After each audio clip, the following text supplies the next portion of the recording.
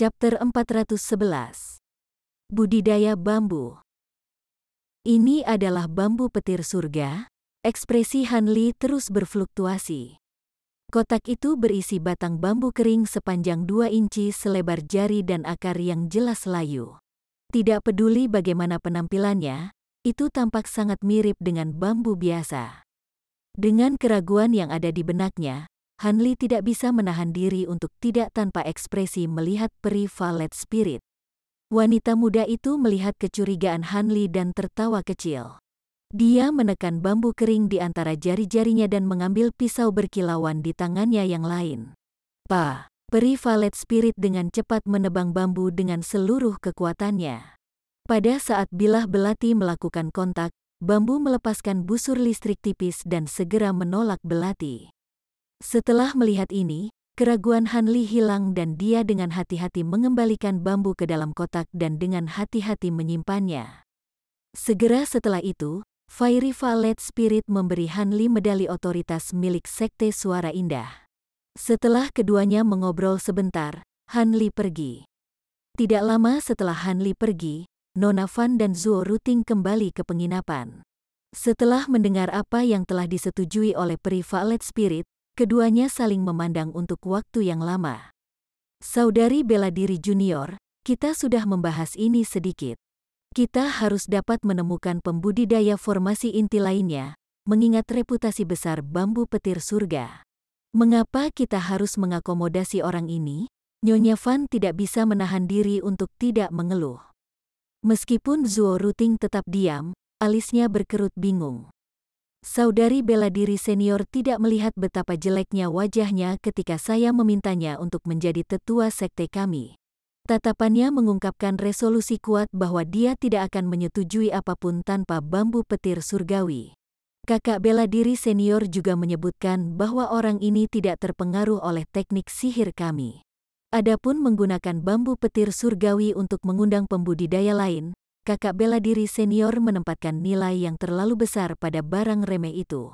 Meskipun bambu petir surga dikenal sebagai salah satu dari 3 hutan dewa yang agung, penggunaan item ini terlalu sedikit. Tidak ada yang akan menggunakan bahan ini untuk apapun selain memperbaiki harta sihir kelas atas. Dan dengan pemahaman tentang teknik pemurnian harta karun sihir, mereka akan menyadari bahwa jumlah yang sangat kecil dari Heaven Lightning bambu kami akan sama sekali tidak berguna. Anda juga harus tahu bahwa ada banyak jajaran bambu petir surgawi. Kami hanya bambu petir putih pada usia beberapa ribu tahun. Bahkan jika itu disempurnakan menjadi alat sulap, itu tidak akan menjadi sangat kuat. Akan lebih baik menggunakan item ini daripada membiarkannya nanti. Terlebih lagi, karena dia telah setuju untuk menjadi sesepuh sekte, kita hanya perlu memperlakukannya dengan hormat dan memberinya persembahan tahunan sehingga ketika saatnya tiba sekte kita menghadapi musuh besar, dia tidak akan berani menolak. Peri Violet Spirit dengan santai mengatakan ini dengan ekspresi acuh tak acuh. Wanita muda itu kemudian melanjutkan dengan senyum tipis dan pahit. Selanjutnya, bahkan jika ada orang lain yang tertarik dengan bambu petir surga, siapa yang mau menjadi tetua sekte kita dan berani mengakui status mereka mengingat keadaan kita saat ini? Itu hanya akan membawa masalah sendiri.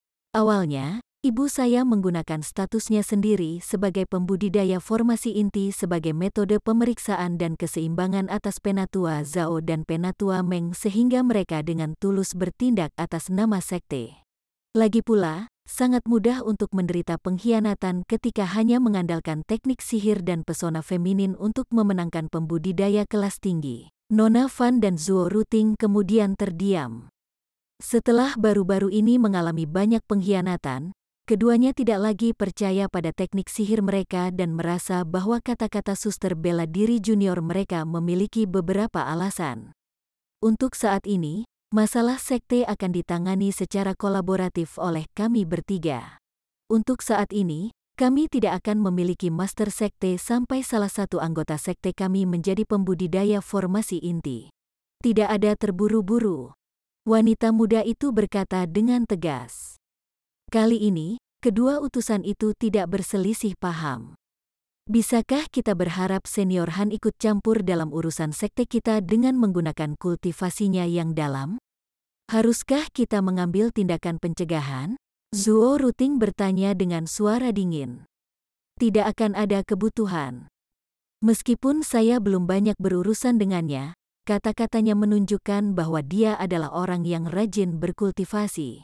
Dia tidak terlalu peduli dengan urusan di luar kultivasi. Kalau tidak, dia akan bergerak ketika saya menawarkan untuk memberinya murid perempuan sebagai selir. Kemungkinan besar karena dia seperti ini dia telah memasuki formasi inti. Peri Valet Spirit menggelengkan kepalanya dan mengungkapkan sedikit kekaguman. Mendesah. Saya ingin tahu apakah kita memiliki peluang formasi inti? Lady Fan berbicara seolah-olah dia tidak memiliki banyak harapan untuk formasi inti.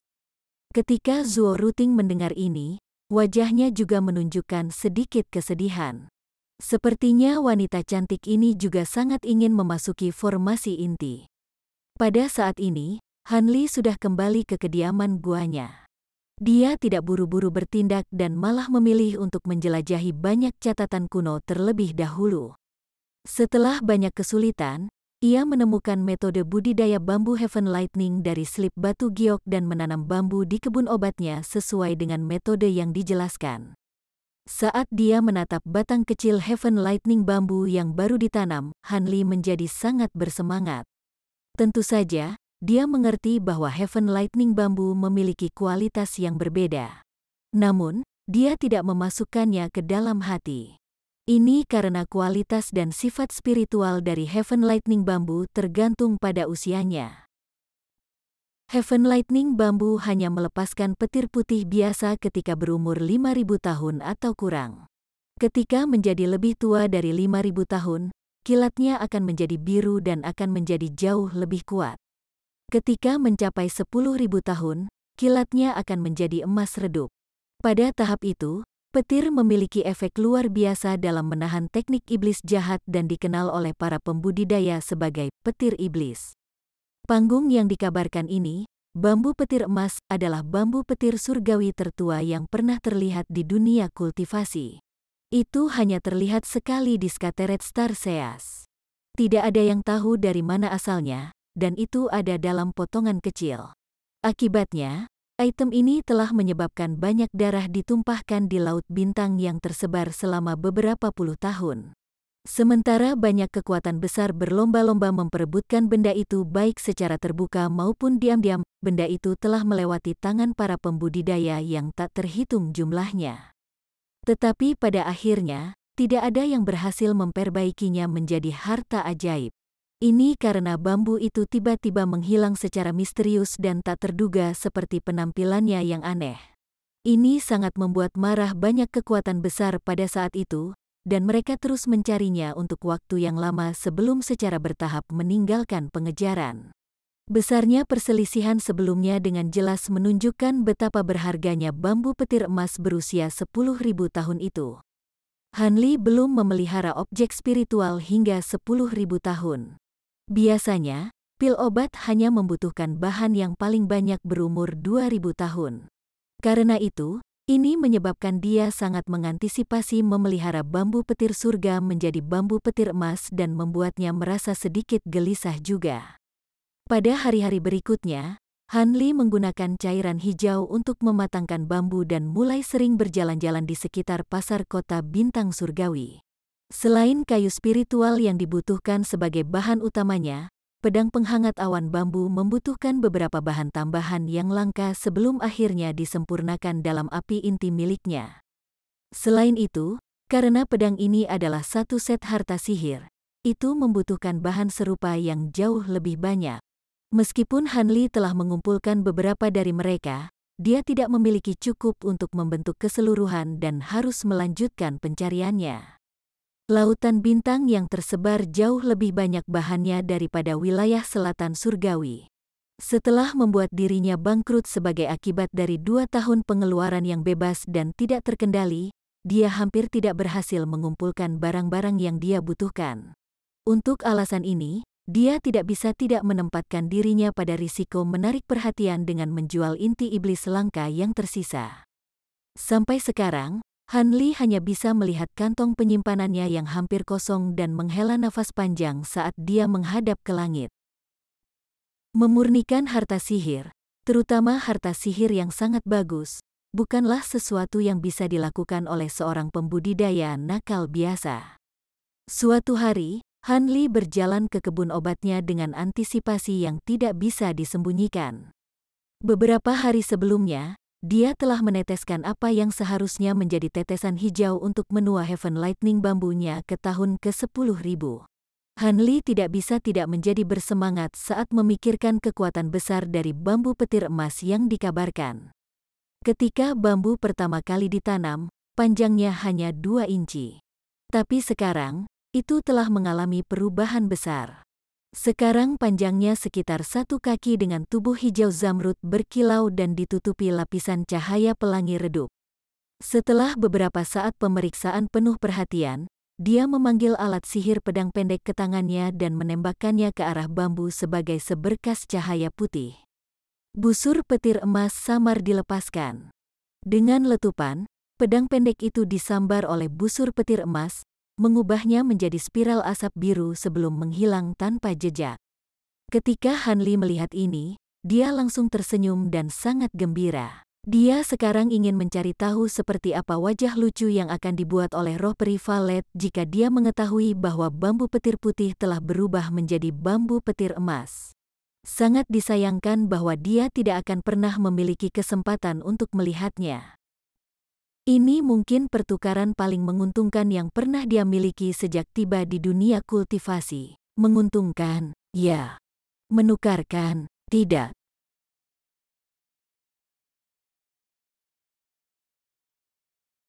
Chapter 412. Paviliun Bambu Hijau Kecil. Saat Han Li berjemur dalam kegembiraan, dia menjadi agak penasaran. Jika dia terus mematangkan bambu petir emas, transformasi apa yang akan terjadi? Dengan mengingat hal itu, Han Li terus menjatuhkan cairan hijau ke bambu selama beberapa bulan lagi, tetapi kekuatan maupun penampilannya tidak berubah. Bahkan tingginya tetap sama tanpa tumbuh sedikit pun. Namun, selama waktu ini, tunas bambu muda mulai tumbuh di sisinya. Segera setelah meneteskan lebih banyak cairan hijau di atasnya, tunas muda tumbuh semakin banyak. Setelah beberapa bulan, tangkai lengkap baru dari Heaven Lightning bambu telah tumbuh, tampak persis sama dengan aslinya. Han Li terlalu gembira dengan perkembangannya. Sejujurnya, tangkai asli dari Heaven Lightning bambu hampir tidak cukup untuk memperbaiki bahkan satu set 12 bambu Cloud Swarm Swords. Tapi sekarang dia tahu bahwa cairan hijau itu bisa menghasilkan rebung muda. Kekurangan bahan bakunya yang parah sekarang benar-benar terselesaikan. Namun, ini hanya menyebabkan ambisi Han Li tumbuh lebih besar. Tanpa harus khawatir lagi tentang kekurangan bahan inti, Han Li tidak lagi terbatas pada satu set 12 pedang terbang. Dia sekarang terinspirasi untuk memperbaiki jumlah terbesar pedang penghangat awan bambu, satu set lengkap 72. Meskipun seorang pembudidaya formasi inti awal tidak memiliki kekuatan sihir yang dibutuhkan untuk memperbaiki dan mengendalikan sejumlah besar pedang terbang sekaligus, Han Li tidak terburu-buru. Dia hanya bisa perlahan memperbaikinya satu persatu sesuai dengan kultivasinya. Bagaimanapun, selama pedang terbang milik set yang sama, dia bisa menyimpannya ke dalam tubuhnya sebagai harta sihir tunggal. Dia juga tidak akan kesulitan menggunakan masing-masing pedang secara terpisah. Dengan pemikiran itu, hati Han Li berkobar dengan keinginan yang kuat dan dia mulai mempertimbangkan apakah dia mampu atau tidak. Masalah terbesar saat menyempurnakan satu set harta sihir adalah perbedaan dalam materi inti setiap harta dan kesulitan keberhasilan selama penyempurnaan. Tetapi dengan jumlah Heaven Lightning bambu yang tidak terbatas, masalah ini tidak menimbulkan masalah. Apa yang terjadi selanjutnya sehubungan dengan penyempurnaannya adalah persiapan bahan tambahan. Dia sudah lama menyiapkan bahan tambahan. Untungnya, memperbaiki satu set 72 pedang akan menghabiskan jumlah bahan tambahan yang sama dengan memperbaiki satu set 12, jadi dia tidak perlu mencari lagi. Sekarang dia hanya perlu khawatir tentang kurangnya kemampuannya yang signifikan untuk memperbaiki harta sihir. Dia bahkan tidak memiliki pengalaman di bidang penyempurnaan alat. Ini tidak akan menimbulkan masalah jika dia memperbaiki harta sihir biasa, dia masih bisa dengan mudah berhasil. Namun, proses pemurnian bahkan satu pun dari pedang penghangat awan bambu jauh lebih kompleks daripada memperbaiki harta sihir biasa.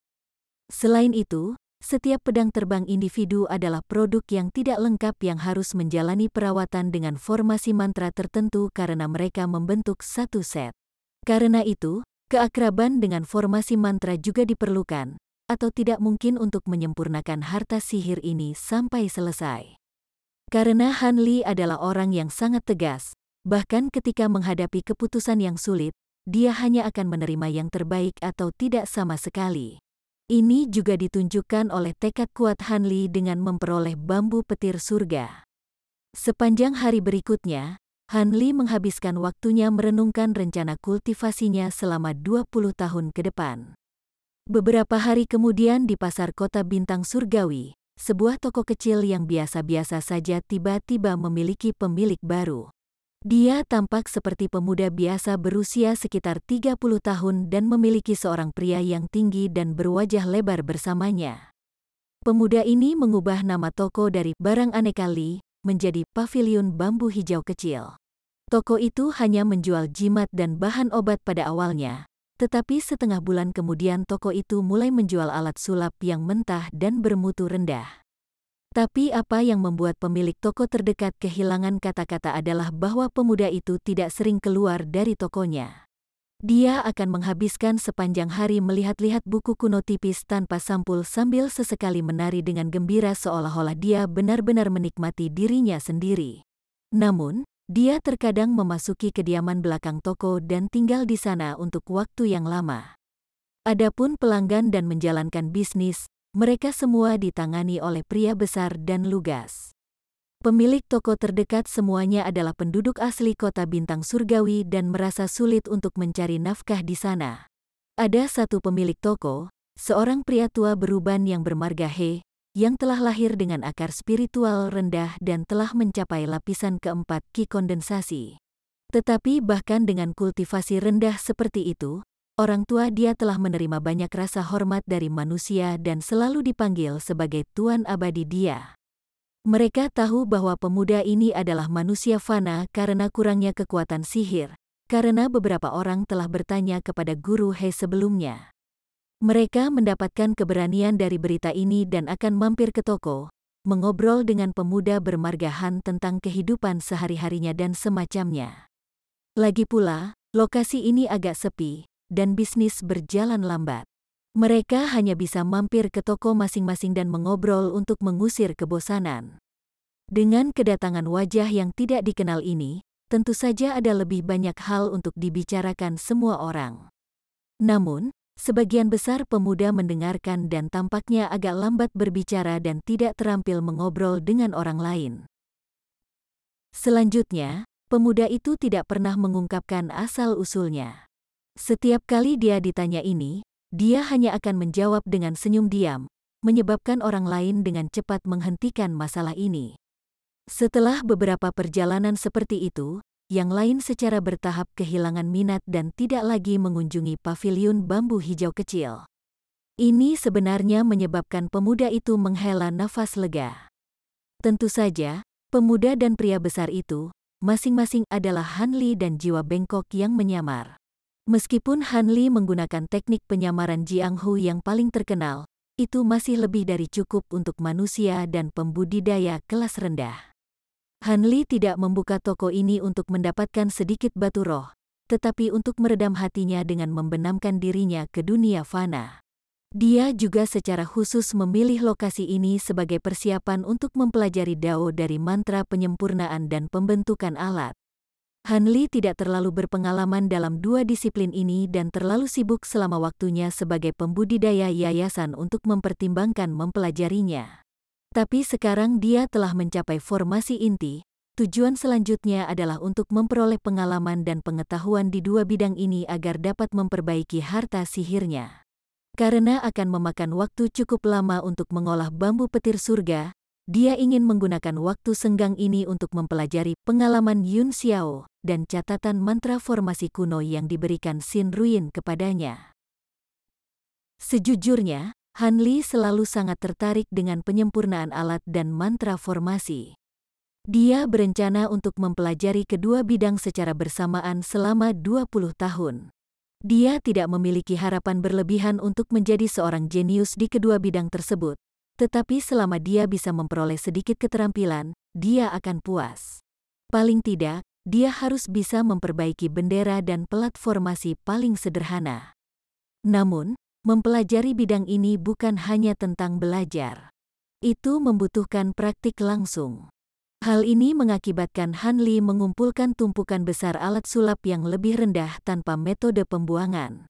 Akan sia-sia untuk membuangnya begitu saja, tetapi tidak ada gunanya menyimpannya karena hampir tidak berguna. Selain itu, untuk menyempurnakan ketika dia tiba-tiba terinspirasi, dia harus sering mendapatkan segala macam bahan aneh. Namun, itu merepotkan untuk melakukan perjalanan ke pasar kota setiap hari. Seperti yang terjadi, lapisan keempat teknik pengembangan besar membutuhkan temperamen hati yang fana. Jika tidak, dia akan menderita serangan balasan dari iblis batiniahnya saat mengolah lapisan keempat dari teknik pengembangan besar. Setelah beberapa pertimbangan, Han Li memutuskan untuk membeli toko ini dan mengatasi semua masalah sekaligus. Lokasinya tidak terlalu berisik dan dia tidak akan diganggu selama studinya tentang penyempurnaan alat dan mantra formasi. Karena itu juga dekat dengan manusia, dia secara pribadi dapat melihat bagaimana mereka hidup. Selain itu, dia bisa membeli bahan yang dia butuhkan untuk memperbaiki alat sulap dan mantra formasi tepat waktu. Demikian juga, dia bisa menjual barang-barang kecil yang dia buat, bahkan jika itu hanya sedikit. Setelah melihat beberapa pembudidaya tingkat rendah membeli beberapa alat sulap pribadinya yang disempurnakan, suasana hati Han Li sangat terangkat. Tentu saja, dia masih akan melakukan perjalanan kembali ke kediaman guanya setiap beberapa hari untuk mematangkan Heaven Lightning bambunya dan untuk merawat kumbang pemakan emasnya dan 2 laba-laba blodjat. Tapi tidak lama kemudian, Han Li menyaksikan pemandangan yang menakjubkan di kebun obatnya. Ketika anak batang bambu yang tumbuh keluar batang aslinya mencapai usia 6.000 tahun, ia jatuh dari cabang utama tanpa alasan. Beberapa daunnya juga jatuh dengan bersih dan setelah menyentuh lantai, mereka segera berubah menjadi daun emas murni yang mencolok. Meskipun dia tidak tahu apa kegunaan daun itu, Han Li tidak mau membuangnya dan hanya mengumpulkannya ke dalam kantong penyimpanannya. Adapun tangkai hijau zamrud, dia dengan hati-hati memasukkannya kembali ke dalam kotak pasta giok dan menyimpannya. Setelah mengumpulkan 6 potong, dia akan memiliki cukup untuk memperbaiki pedang penghangat awan bambu. Dengan demikian, Han Li menahan kekuatan sihirnya dan memulai kehidupan duniawinya setelah ia memasukkan dirinya ke dalam manusia dunia sekuler di sudut kota pasar yang tidak jelas. Selain menjadi asyik membaca salinan buku kertas tipis dari slip batu giok, dia diam-diam mengamati ekspresi kompleks manusia di sekitarnya dan berbagai emosi, dan mulai secara bertahap menghargai mereka dan mengingat beberapa kenangan.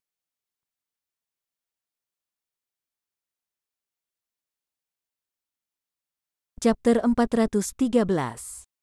Penyempurnaan. Kehidupan yang dipimpin oleh manusia sangat berbeda dari yang dipimpin oleh para pembudidaya. Kehidupan manusia dipenuhi dengan suka dan duka, di mana yang lama layu dan kehidupan lahir baru. Dalam beberapa tahun pengamatan yang singkat, Han Li mulai mengingat kembali perasaan yang telah lama ia lupakan, baik positif maupun negatif.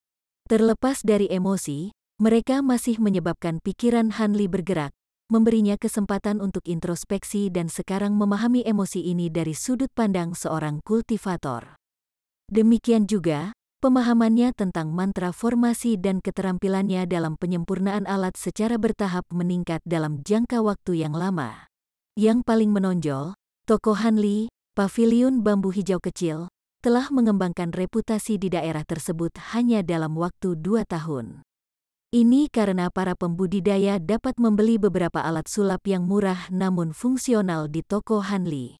Beberapa pelanggan yang lebih beruntung bahkan mampu membeli beberapa jimat kelas menengah yang langka di toko. Setelah berita ini menyebar secara lokal, beberapa pembudidaya tingkat rendah segera bergegas menuju toko Hanli. Alat sulap dan jimat ini jelas dibuat secara pribadi oleh Hanli. Sejak dia memasuki formasi inti, dia akhirnya bisa memahami teknik sihir tingkat menengah yang sudah lama dia inginkan. Meskipun mereka adalah yang terendah di antara teknik kelas menengah, Hanli masih sangat puas dengan mereka. Namun, jimat menengah bukanlah sesuatu yang bisa disempurnakan menggunakan kertas jimat biasa. Mereka hanya bisa dibuat dengan menggunakan kulit binatang iblis langka, tapi tidak cukup kulit sembarang kulit. Setiap jimat perantara memiliki persyaratan unik mereka sendiri mengenai kulit binatang iblis. Untungnya, Hanli telah memikirkan hal ini sebelum dia menjual material binatang iblisnya dan telah menyimpan material jimat dalam jumlah besar. Kalau tidak, dia tidak akan memiliki cara untuk memperbaiki jimat meskipun memahami teknik sihir mereka. Hanli pertama kali berlatih menggunakan kulit binatang iblis dengan kualitas lebih rendah. Setelah merasa bahwa dia cukup mampu, dia kemudian melanjutkan untuk menyempurnakan beberapa jimat tertentu menggunakan bahan yang lebih langka. Jimat yang dia praktikkan semuanya adalah teknik sihir tipe serangan. Setiap bulan atau lebih, Hanli akan menempatkan satu atau dua dari mereka untuk dijual di tokonya dan menjualnya kepada pembeli pertama. Untuk seorang pembudidaya formasi inti seperti Hanli, jimat ini memiliki nilai yang kecil karena kekuatan mereka memucat di hadapan harta sihir. Karena itu, dia tidak punya tujuan untuk melestarikannya. Namun, Hanli jelas-jelas meremehkan daya pikat jimat perantaranya kepada pembudidaya Key Condensation dan Foundation Establishment. Bahkan setelah menaikkan harga jimat ini beberapa kali, para pembudidaya ini terus dengan mudah menghabiskan batu roh mereka tanpa ragu-ragu, memungkinkan Hanli untuk mengumpulkan sedikit uang. Tetapi sangat disayangkan bahwa jimat perantara sangat sulit untuk dibuat. Bahkan dengan banyak kulit binatang iblis yang Hanli miliki, tingkat keberhasilannya sangat rendah, gagal 30 kali untuk setiap jimat yang berhasil ia ciptakan. Jika dibandingkan dengan tingkat keberhasilannya dengan jimat kelas rendah, Hanli hanya bisa tersenyum pahit. Kalau tidak, dia akan mengumpulkan kekayaan yang jauh lebih besar dengan menjual jimat perantara. Selain itu, keterampilan Hanli dalam alat pemurnian juga meningkat, menyebabkan beberapa alat sulap kelas menengah dan tinggi muncul di tokonya. Akibatnya, reputasi paviliun bambu hijau kecil menjadi semakin terkenal. Untungnya, reputasi gemilangnya telah terbatas pada lingkaran kecil pembudidaya tingkat rendah, jadi Hanli tidak perlu khawatir memprovokasi masalah.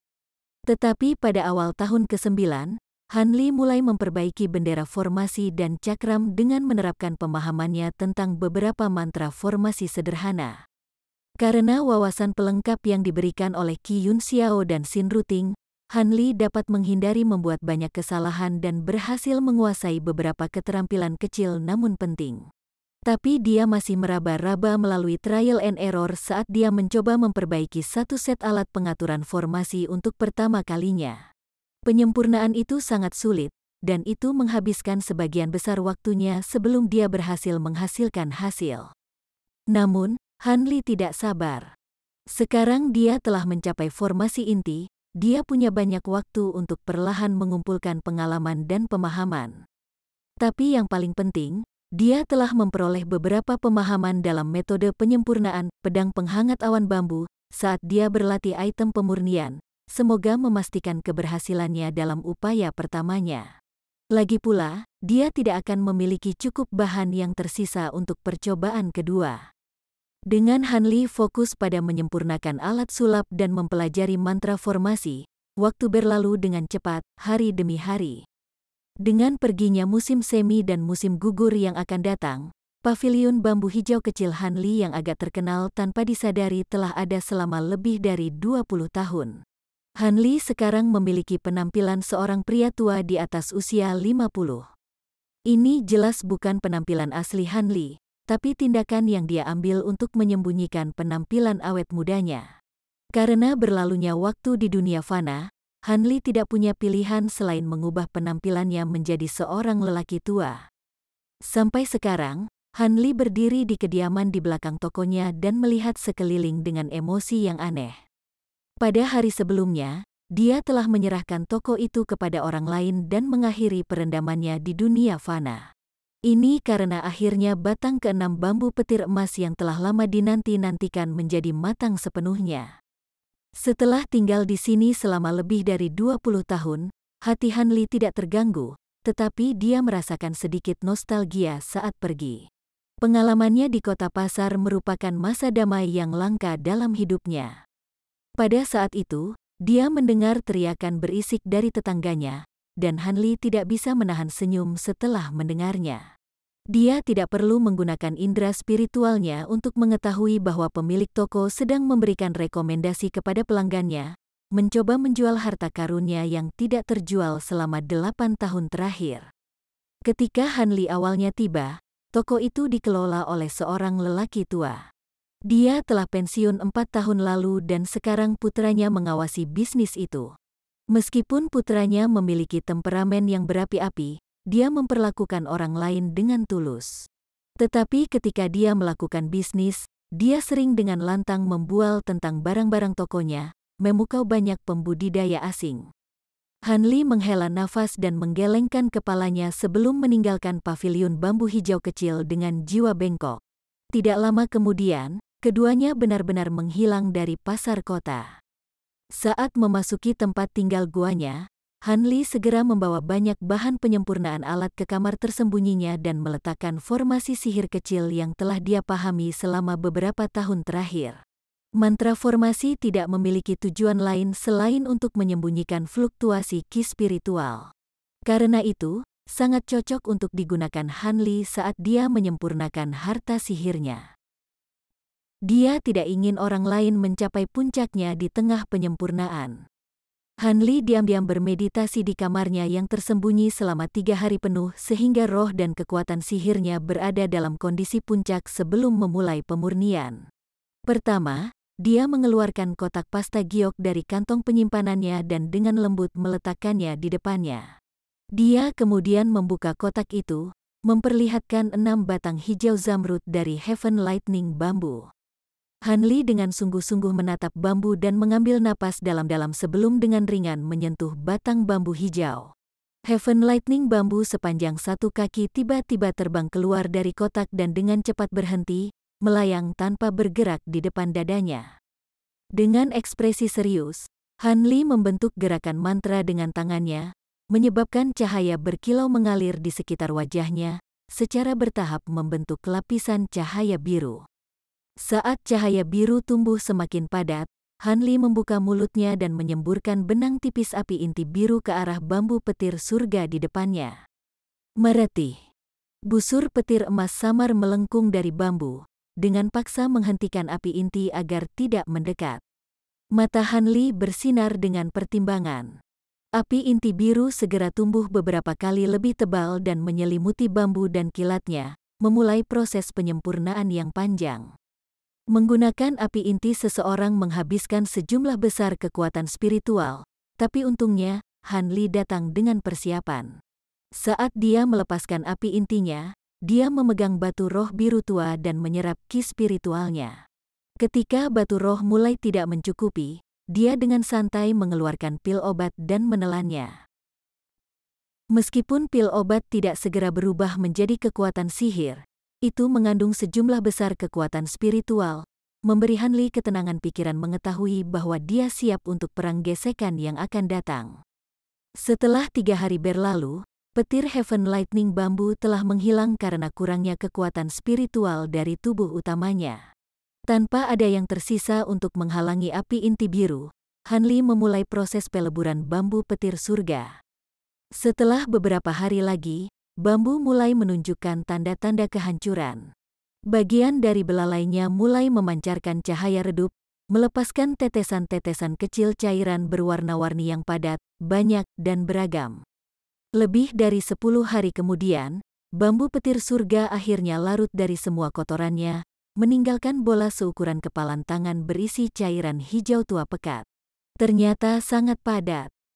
Setelah melihat sedikit cairan ini, Han Li hanya bisa menghela nafas panjang. Dia harus melakukan sedikit usaha hanya untuk memperbaiki bambu petir surga. Han Li kemudian menarik api intinya dan menyimpan batu roh di tangannya. Setelah itu, dia mengulurkan 10 jarinya dan menembakkan 10 benang tipis ki spiritual dari jari-jarinya menembus ke dalam cairan hijau. Segera setelah itu, Han Li mulai menggeser jari-jarinya, menyebabkan benang roh berputar dan mengubah bentuk bola cairan. Di bawah manipulasi benang roh, bola kecil cairan hijau terpisah dari tubuh utama yang melayang di dekatnya. Bola kedua dipisahkan, lalu bola ketiga, dan setelah Han Li menyelesaikan pembagian cairan terakhir, ada 12 bola cairan hijau berukuran sama yang disusun menjadi lingkaran.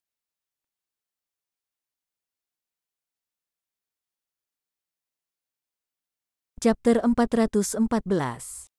Membentuk. Han Li sedikit menyipitkan matanya dan menggoyangkan jarinya, memotong 10 benang roh. Dia kemudian menepuk kantong penyimpanannya dan 12 garis cahaya putih terbang keluar, berhenti di bawah bola mengambang cairan hijau. Lampu putih memudar untuk mengungkapkan 12 kotak kecil, dibuat dengan sempurna dari batu giok putih tetapi hanya berukuran beberapa inci. Dengan lambaian lengan bajunya, semua kotak giok terbuka. Han Li kemudian mengucapkan, "Jatuhkan," menyebabkan bola cairan hijau jatuh ke dalam kotaknya masing-masing. Setelah menyegel kembali semua kotak, Han Li akhirnya bisa bersantai. Bahkan dengan bantuan batu roh dan pil obat, kekuatan sihirnya telah benar-benar habis oleh penyempurnaan. Karena itu, Han Li diam-diam bermeditasi selama beberapa hari untuk kembali ke kondisi puncaknya sebelum melanjutkan penyempurnaan batang bambu petir surgawi lainnya. 3 bulan berlalu dalam sekejap mata, dan Han Li akhirnya berhasil memurnikan semua bambu petir surgawinya menjadi cairan yang sangat murni. Setelah beberapa saat istirahat, Han Li mulai menempatkan formasi mantra yang sangat rumit di kamar tersembunyinya. Han Li tidak tahu nama formasi sihir ini, dia hanya tahu bahwa itu diperlukan untuk memperbaiki pedang penghangat awan bambu. Metode penyempurnaan halaman emas telah menyebutkan berulang kali bahwa itu benar-benar harus disiapkan. Akibatnya, Han Li sangat berhati-hati saat menyiapkan formasi meskipun ia sudah familiar dengannya bahkan saat telah berlatih menyiapkannya beberapa kali di masa lalu. Lagi pula, satu kesalahan dalam simbol dapat menyebabkan sejumlah kesalahan terjadi selama penyempurnaan. Karena itu, Han Li membutuhkan waktu setengah bulan dengan sangat hati-hati untuk menyelesaikan peletakan formasi. Hanya setelah mengujinya dengan menempatkan beberapa batu roh kelas menengah di sekitarnya dan merasa bahwa formasinya bekerja seperti yang diharapkan, Han Li akhirnya bisa bersantai. Han Li tidak segera mulai memperbaiki harta sihirnya. Sebagai gantinya, dia memutuskan untuk meninggalkan kamarnya yang tersembunyi untuk sementara waktu. Setelah terus-menerus menggunakan api inti selama setengah tahun dan mempertahankan konsentrasi penuh sampai sekarang, Han Li merasa sulit untuk melanjutkan, bahkan sebagai pembudidaya formasi inti. Dia membutuhkan perubahan kecepatan, karena langkah selanjutnya adalah yang paling penting dalam proses pemurnian harta sihir.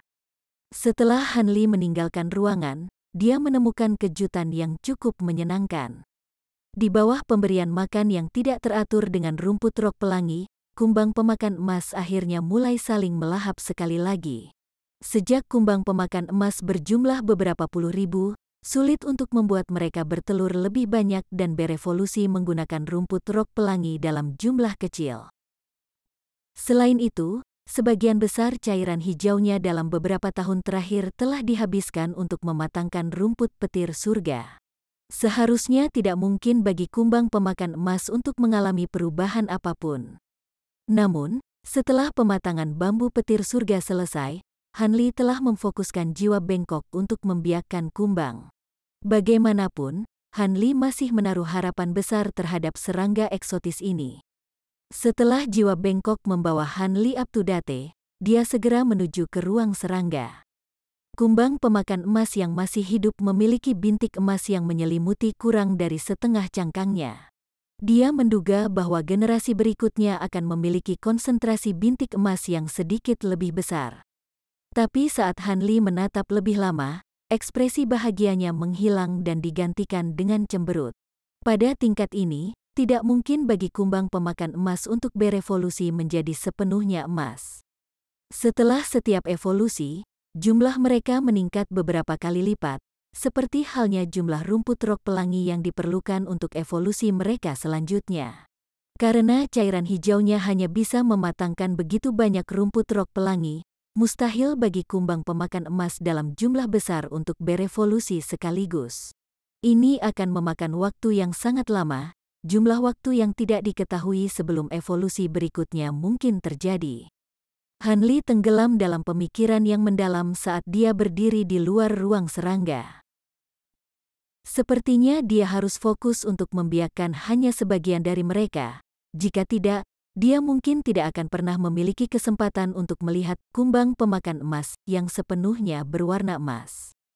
Dengan pemikiran itu, Han Li tiba-tiba mengambil keputusan. Namun, ini harus dilakukan setelah kumbang pemakan emas bertelur. Han Li hanya bisa mengesampingkannya untuk saat ini dan fokus pertama untuk menyempurnakan harta sihirnya.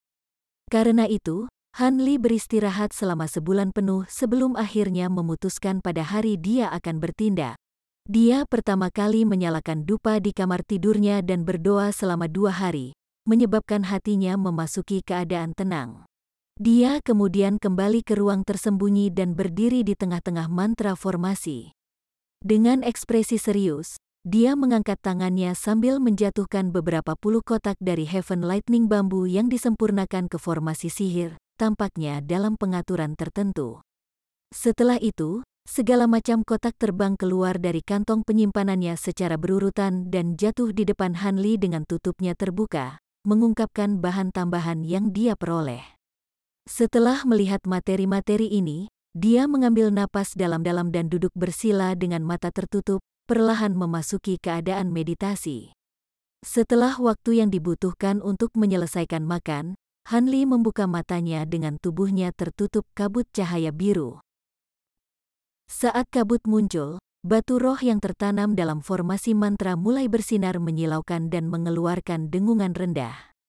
Meskipun tubuh Han Li tetap tidak bergerak, jari-jarinya dengan cepat bergeser, mengeluarkan bola halus dari Heaven Lightning bambu dari kotaknya. Kemudian dengan serangkaian deru, pilar cahaya setebal mangkuk melesat keluar dari formasi, menyelimuti bola cairan dan sepenuhnya membatasi gerakan mereka. Han Li memejamkan matanya sekali lagi setelah melihat ini dan dengan tenang melepaskan indera spiritualnya yang kuat, membawa pilar cahaya di bawah kendalinya. Pilar cahaya tiba-tiba muncul hidup dan mulai berkedip sambil terus-menerus mengubah warnanya. Adegan aneh ini berlanjut sampai pilar cahaya akhirnya cocok setelah jumlah fluktuasi yang tidak diketahui. Setelah perubahan warna terakhir terjadi, semua pilar cahaya berwarna merah menyala, memberikan kontras yang lebih kuat dengan cairan hijau zamrud yang terkandung di dalamnya. Masih tanpa ekspresi, Han Li membuka mulutnya dan meludahkan seutas api inti hijau tua ke salah satu pilar cahaya. Astaga! Pilar cahaya terbakar dengan liar, menjadi pilar api merah dalam sekejap. Han Li terus melepaskan api inti tanpa ragu sedikitpun, menyalakan semua pilar cahaya. Akibatnya, akhirnya ada 72 pilar api setinggi 6 meter, mengisi ruang tersembunyi dengan lampu merah yang menyilaukan. Dia menghela nafas lembut. Sehubungan dengan kekuatan api inti jauh lebih kuat daripada pilar api yang mencolok ini. Sayangnya, api yang lebih kuat tidak sedikit lebih baik dalam penyempurnaan pedang terbang. Karena itu, sepertinya dia tidak punya pilihan selain melukai origin Qi-nya untuk sementara dan menyia-nyiakan banyak kekuatan intinya. Menghentikan pikiran suram ini, Han Li menggunakan indera spiritualnya dan kekuatan formasi untuk mempengaruhi cairan hijau di dalam pilar api untuk perlahan mengalami perubahan. Bentuk bulat mereka menjadi lebih panjang dan tipis sedikit demi sedikit. Setelah itu, Mereka membentuk inti awal pedang, masing-masing panjangnya 5 inci. Meskipun ini cukup mudah untuk dijelaskan, Han Li benar-benar membutuhkan kontrol terfokus sepanjang hari untuk membentuk 72 bola cairan hijau berkilau di dalam pilar api menjadi bentuk pedang. Han Li menghela nafas muram dan beristirahat sejenak. Dia merasa kepalanya sedikit sakit dan tidak bisa menahan senyum pahit sebagai tanggapan. Bahkan dengan indera spiritual sekuat Han Li, secara bersamaan mengendalikan pembentukan 72 pedang terbang hampir tidak mungkin. Meskipun dia hampir selesai dengan tahap pembentukan yang berpusat di sekitar indera spiritualnya, Han Li tidak berani bersantai. Dia membentuk gerakan mantra dengan tangannya, menyebabkan pilar api berkedip beberapa kali sebelum tiba-tiba menghilang. Hanya pedang kecil berwarna hijau zamrud yang tersisa, melayang di udara. Saat tangan Han Li kabur karena gerakan, banyak pedang kecil perlahan terbang ke arahnya dan membentuk lingkaran di sekelilingnya. Melihat bahwa 72 pedang telah berkumpul di dekatnya, dia tiba-tiba menggigit ujung lidahnya dan meludahkan seteguk esensi darah, memadatkannya menjadi bola darah seukuran telur. Di bawah kendali Han Li, dia meneteskan beberapa tetes darah ke masing-masing pedang. Begitu tetesan esensi darah menyentuh pedang terbang, mereka dengan cepat meresap ke dalamnya dan menghilang tanpa jejak. Setelah menyelesaikan ini, Han Li mengetuk sekotak bubuk perak di lantai, segera menyebarkannya. Bubuk itu menyebar secara merata di antara pedang, menyebabkannya menjadi perak berkilau. Setelah itu, Han Li melanjutkan dengan sekotak debu hitam halus, dan kemudian, Han Li dengan hati-hati mengikuti instruksi penyempurnaan, terus menambahkan bahan tambahan ke 72 inti pedang. Setelah itu, dia menyelubungi pedang menjadi pilar api sekali lagi dan menyempurnakannya sekali lagi. Kali ini, Han Li tidak perlu secara bersamaan memperbaiki semua pedang terbang sekaligus dan sangat berhati-hati untuk mengasahnya dalam set kecil. Kemudian, sesuai dengan apa yang dijelaskan di halaman emas, Han Li mengukir formasi mantra mini yang tidak sepenuhnya dia pahami di setiap pedang dengan indera spiritualnya. Ini api gila, yo.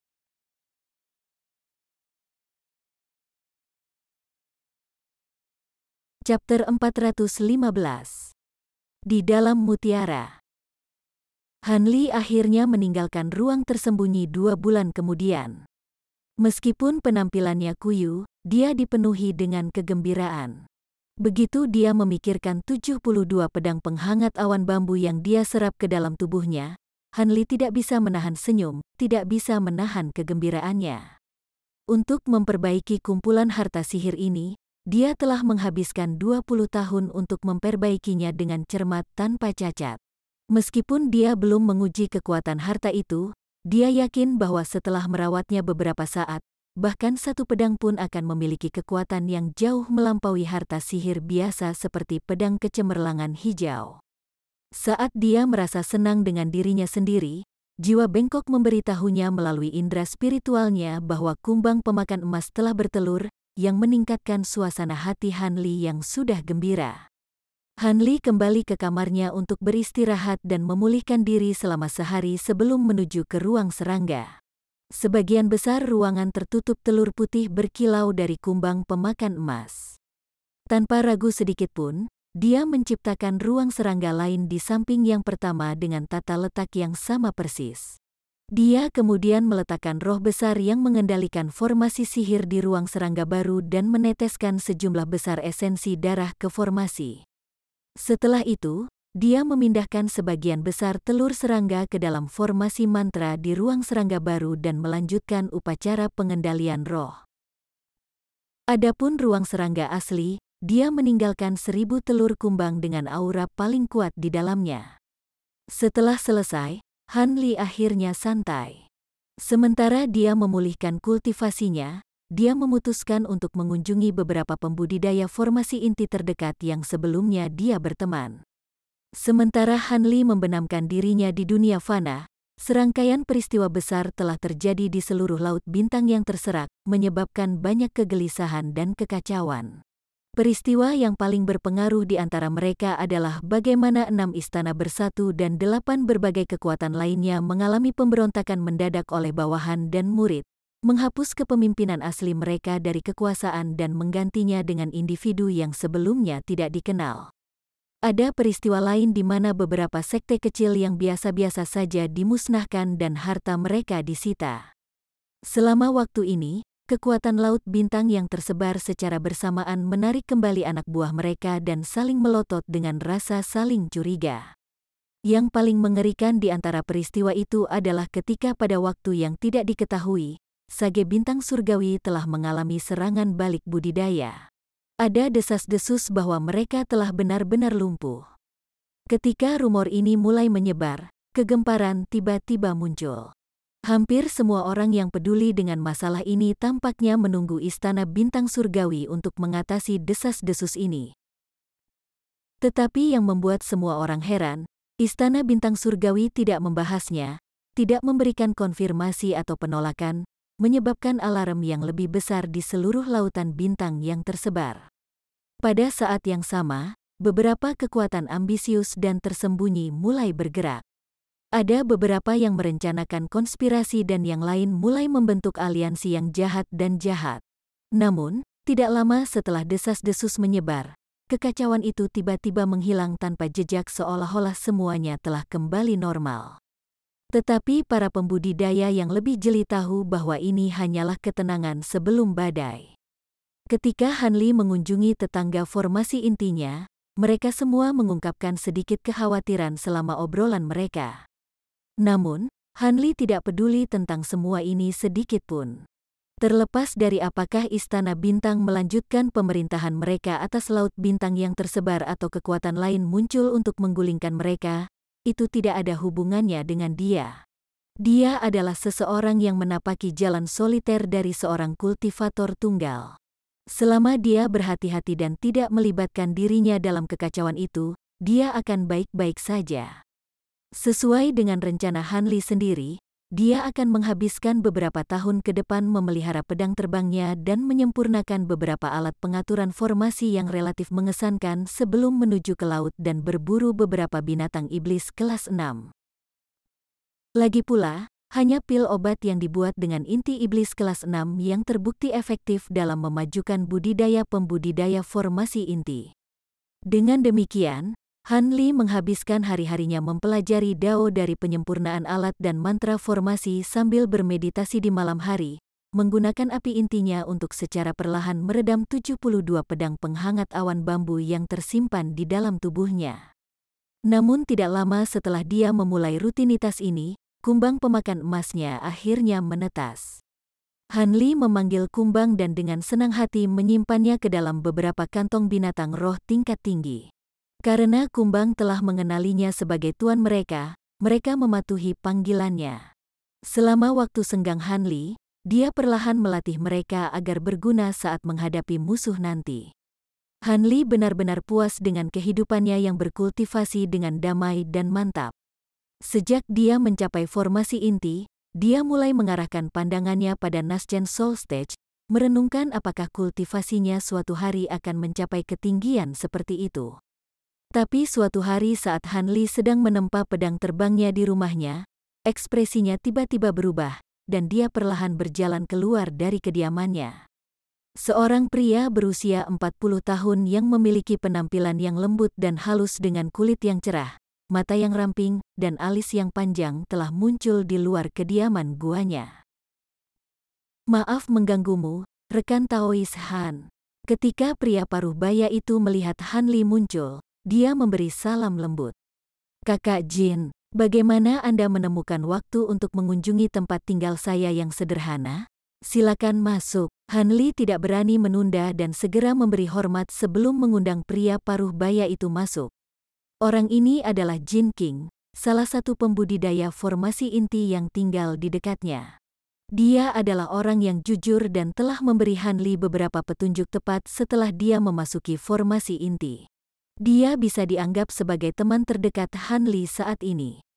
Ketika Hanli terakhir berkunjung ke rumahnya, ia menemukan bahwa Jin King tidak hadir dan kemudian menemukan bahwa rekan Taois Jin belum kembali dari beberapa tahun terakhir perjalanannya. Han Li secara alami merasa senang dengan kemunculannya yang tiba-tiba. Tidak perlu. Saya hanya ingin mengatakan beberapa hal sebelum saya harus pergi dan mengurus hal-hal lain. Jin King menggelengkan kepalanya dan tersenyum tipis. Tolong, jangan ragu untuk berbicara, Saudara Jin. Aku mendengarkan. Han Li menyindir. Jin King mengungkapkan sedikit senyum dan perlahan berkata, tidak lama setelah saya kembali, saya mendengar dari rekan Taois terdekat bahwa rekan Taois Han telah menghabiskan beberapa tahun terakhir ini dengan rajin mempelajari mantra formasi Dao dan memperoleh beberapa keberhasilan di lapangan. Saya menawarkan Anda ucapan selamat yang tulus. Seperti yang terjadi, saya telah menemukan masalah yang sulit selama perjalanan saya, pembatasan mantra formasi yang harus dihapus. Jadi, saya datang ke sini untuk meminta bantuan rekan Daoi Han. Saya harap Anda tidak akan menolak. Han Li menatap kosong sejenak sebelum bertanya dengan ekspresi tenang, pembatasan? Apakah Anda tahu jenis apa? Tolong, lihat ini. Jin King tidak memberinya jawaban. Sebaliknya dia mengeluarkan sesuatu dari kantong penyimpanannya dan menyerahkannya kepada Han Li.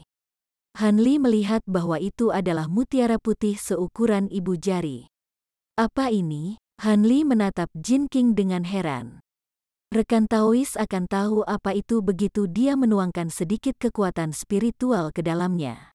Jin King terkekeh dan mengungkapkan ekspresi misterius. Han Li mengerutkan kening dan dengan enggan menuangkan sedikit kekuatan spiritualnya ke dalamnya. Detik berikutnya, mutiara itu bersinar dengan cahaya putih yang menyilaukan. Jika manusia melihat cahaya ini, mereka akan dengan paksa mengalihkan pandangan mereka karena takut menjadi buta. Tetapi bagi seorang pembudidaya formasi inti seperti Han Li, dia melihatnya sebagai cahaya putih biasa. Sebagai hasil dari pemeriksaannya, ekspresi Han Li sedikit berubah. Pada saat itu, sesuatu telah muncul di dalam mutiara. Tanpa menunggu peringatan apapun dari Jin King, dia berinisiatif untuk menenggelamkan indera spiritualnya lebih dalam ke mutiara. Setelah beberapa waktu berlalu, dia memasang ekspresi serius. Han Li menarik indera spiritualnya dan mengambil napas dalam-dalam sebelum melihat pembudidaya paruh baya dan bertanya, reruntuhan pembudidaya kuno? Saya tidak terlalu yakin. Namun, menurut pengalaman saya, hanya seorang kultivator kuno yang mampu menggunakan metode kuno semacam itu untuk melestarikan peta. Jin King mengungkapkan sedikit kegembiraan dan berbicara dengan sedikit terburu-buru. Han Li mengangguk. Menyimpan informasi penting dalam mutiara dan kerang adalah praktik umum oleh para pembudidaya kuno Laut Bintang yang tersebar. Adapun mutiara, itu berisi sesuatu yang menyerupai peta. Setelah beberapa saat, Jin King melanjutkan, ada dua mutiara ini. Bersama-sama, mereka membentuk peta yang lengkap. Saya, bersama dengan rekan Daoi lainnya, menemukan ini di sebuah toko kecil. Pada saat itu, mereka dijual dalam bentuk kalung bersama mutiara biasa lainnya. Saat itulah kami masing-masing secara terpisah mengambil mutiara dan sepakat untuk mencari lokasi bersama. Dengan apa yang kamu katakan, kamu pasti sudah menemukan lokasi yang dijelaskan di peta, ya? Han Li bertanya dengan termenung sambil membelai dagunya. Tepat sekali. Kami menghabiskan 5 tahun mencarinya dan baru saja menemukannya. Tapi sayangnya, itu terhalang oleh penghalang besar. Karena kami tidak memiliki pemahaman sedikit pun tentang mantra formasi, kami hanya bisa kembali dengan kekecewaan.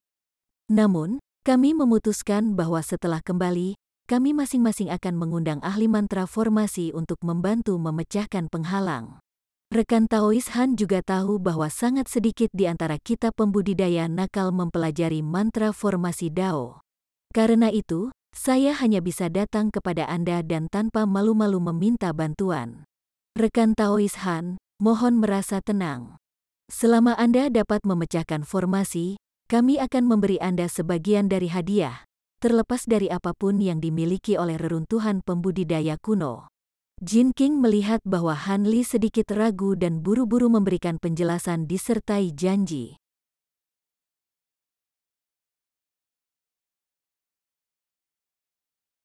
Chapter 416. Gunung Pasir.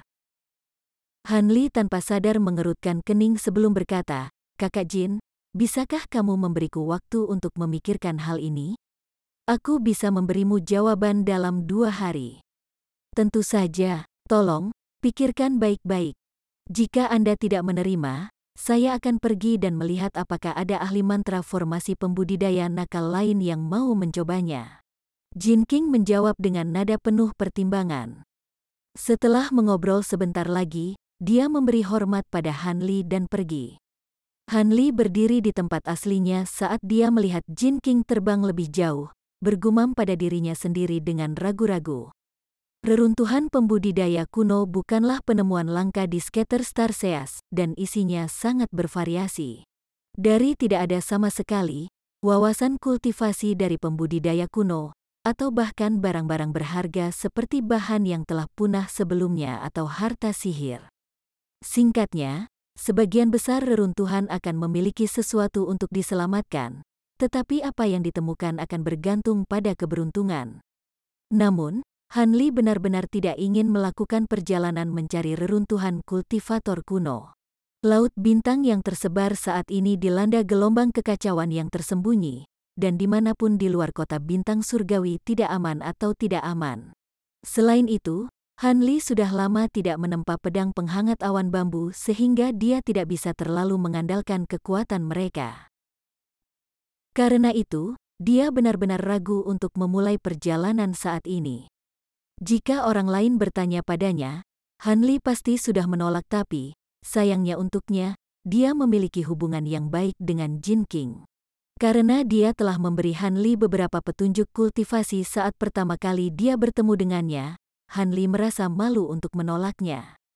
Setelah berdiri diam lebih lama dalam perenungan, Han Li akhirnya mengangkat kepalanya dan menghela nafas ringan.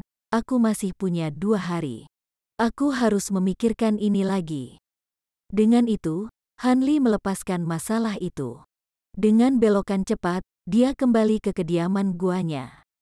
2 hari kemudian, Jin King tiba di luar kediaman guanya sekali lagi. Han Li akhirnya memutuskan untuk setuju karena persahabatan mereka, dan karena sedikit kegembiraan yang dia rasakan terhadap reruntuhan pembudidaya kuno.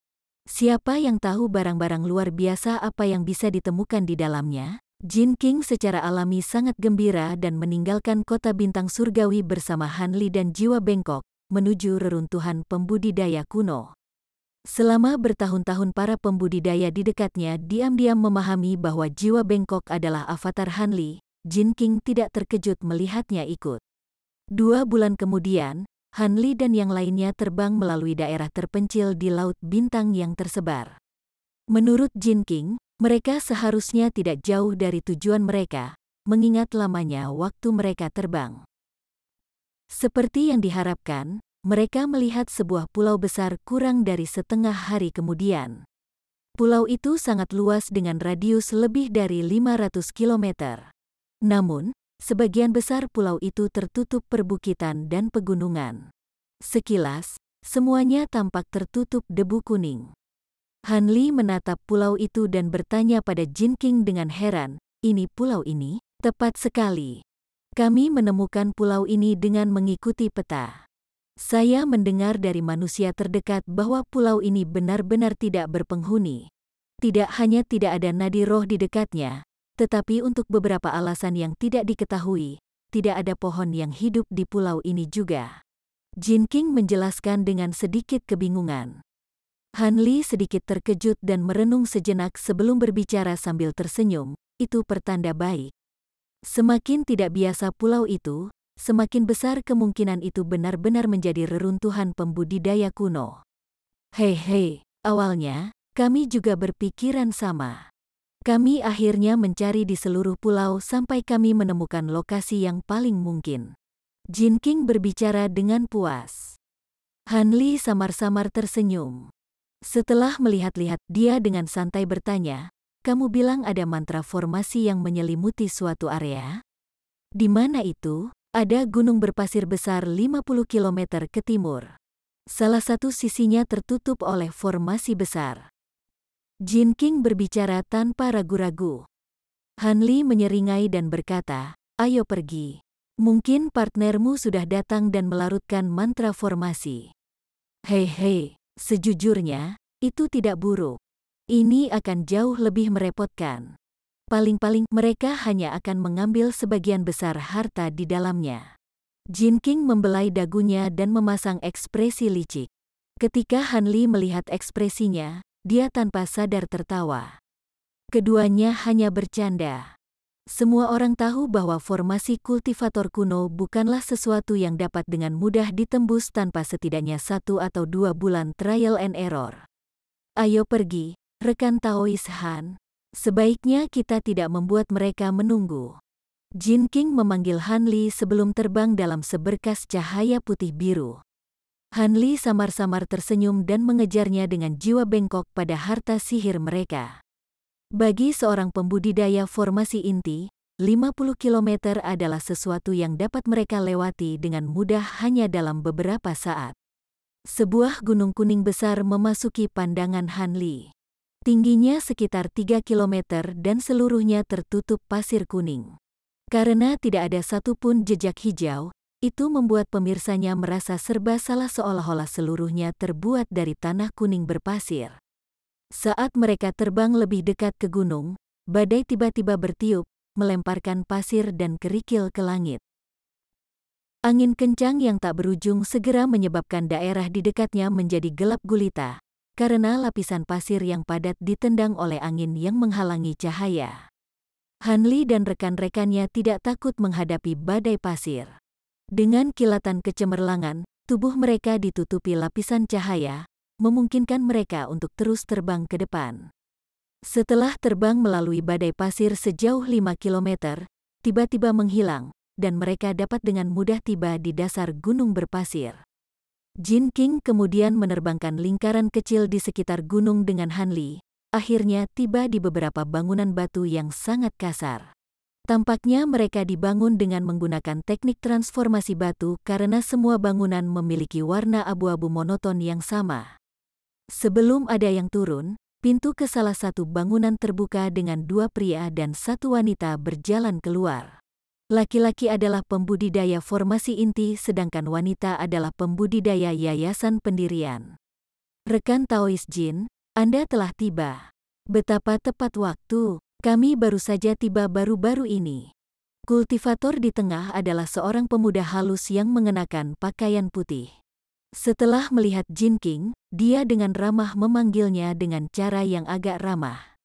Rekan Taois Hu datang lebih awal, seperti yang saya harapkan. Lagi pula, dia tidak harus kembali ke kota bintang surgawi dan menjemput rekan Taois Han. Jin King membalas dengan nada ramah. Sepertinya hubungan mereka cukup baik. Rekan Taois Han, tatapan pembudidaya muda bergeser antara Han Li dan jiwa bengkok beberapa kali, tidak tahu siapa itu siapa. Saya Han Li. Orang ini adalah jiwa bengkok saudara bela diri senior saya. Han Li menangkupkan tinjunya ke arah pemuda itu dan tersenyum. Dalam perjalanannya ke sini, Han Li telah mencapai kesepakatan dengan Jin King bahwa yang terbaik adalah menyembunyikan fakta bahwa jiwa bengkok adalah avatarnya. Han Li juga menemukan bahwa sementara kultivator Hu ini tampak muda dengan kulit halus dan kencang, ada kerutan di sudut matanya. Tampaknya meski usianya sudah cukup tua, dia pandai menjaga penampilannya. Kultivator Hu ini seharusnya adalah kultivator yang secara bersamaan menemukan 2 mutiara dengan Jin King. Saya Hu Yue. Meskipun ini adalah pertama kalinya saya melihat kalian berdua, saya harap kita akan bertukar wawasan kultivasi di masa depan, karena ada terlalu sedikit pembudidaya nakal yang mampu mencapai formasi inti. Hu Yue cukup mahir bersosialisasi. Dengan hanya beberapa kata, Han Li sudah mendapatkan kesan yang baik tentang dia. Setelah itu, dia memperkenalkan 2 lainnya ke Han Li. Keduanya adalah Perisi Dai dan saudara Jian. Perisi adalah master mantra formasi yang sangat terkenal dari Pulau Bulan Merah. Saya yakin bahwa dengan rekan Taois Han di sampingnya, kami pasti akan dapat menembus formasi. Adapun Brother Jian, dia adalah kultivator formasi inti menengah, dan akan terbukti sangat berguna setelah formasi rusak. Hu Yue memperkenalkan mereka sambil tersenyum. Mari kita singkirkan hal-hal buruk itu dulu. Saya hanya di sini untuk membantu Anda dalam memecahkan formasi.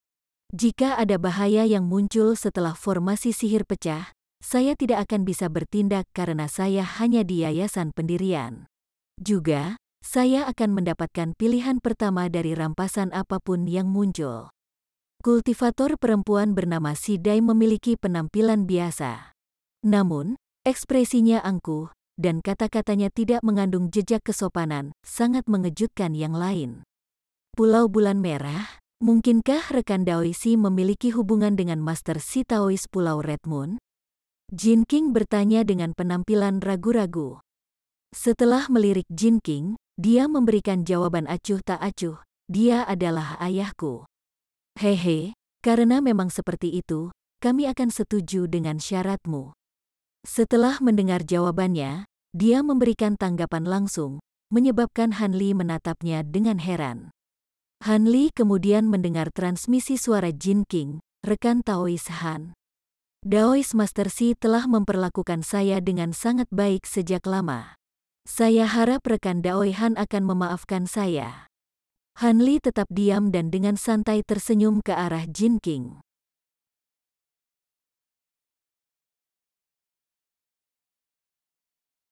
Chapter 417. Menggunakan satu formasi untuk menghancurkan yang lain. Bagaimana dengan ini? Jika Brother Han dan Fairisi menerobos formasi, maka mereka dapat memilih yang pertama. Kami akan mendistribusikan sisanya setelah itu. Hu Yue mengungkapkan sedikit rasa malu dan buru-buru menyebut Han Li, melakukan gerakan untuk saat ini. Kultivator kurus dan keriput bermarga Jian berdiri di samping dan tetap diam. Dia tetap menjadi misteri bagi Han Li. Rekan Daoihu, bukankah lebih baik membawa Brother Han dan Fairisi ke formasi terlebih dahulu dan melihat apakah formasi dapat dipatahkan atau tidak, dan meninggalkan distribusi untuk sesudahnya? Jika mereka tidak dapat mematahkan formasi, pembicaraan ini sekarang tidak akan berguna. Jin King melamar dengan sedikit senyum. Hu Yue menepuk kepalanya dan segera setuju. Benar. Mantra formasi ini agak aneh. Rekan Taois Jin dan saya tanpa henti menyerangnya sepanjang hari. Akibatnya, kami hanya menyia-nyiakan kekuatan sihir kami untuk serangan yang tidak merusak mantra formasi sedikit pun. Yang lain setuju dan mengikuti dengan penuh rasa ingin tahu. Mereka terbang menuju bagian belakang gunung pasir dan berhenti di dekat lereng dangkal yang biasa-biasa saja. Tolong lihat, area yang diselimuti kabut kuning adalah tempat formasi mantra berada. Hu Yue menunjuk ke bawah ke area lereng saat berada di udara dengan ekspresi serius. Yang lain tidak perlu ditunjukkan karena ada kabut kuning pekat yang besar yang menyerupai binatang besar yang diam-diam meringkuk menunggu. Itu memberi mereka perasaan aneh yang tidak bisa dipahami. Tampaknya itu adalah mantra formasi angin bumi dengan atribut ganda.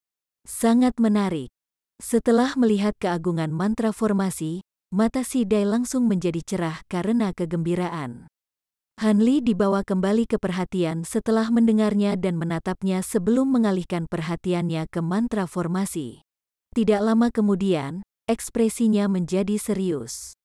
Mantra formasi ini memang mantra formasi atribut ganda angin bumi seperti yang dikatakan wanita itu.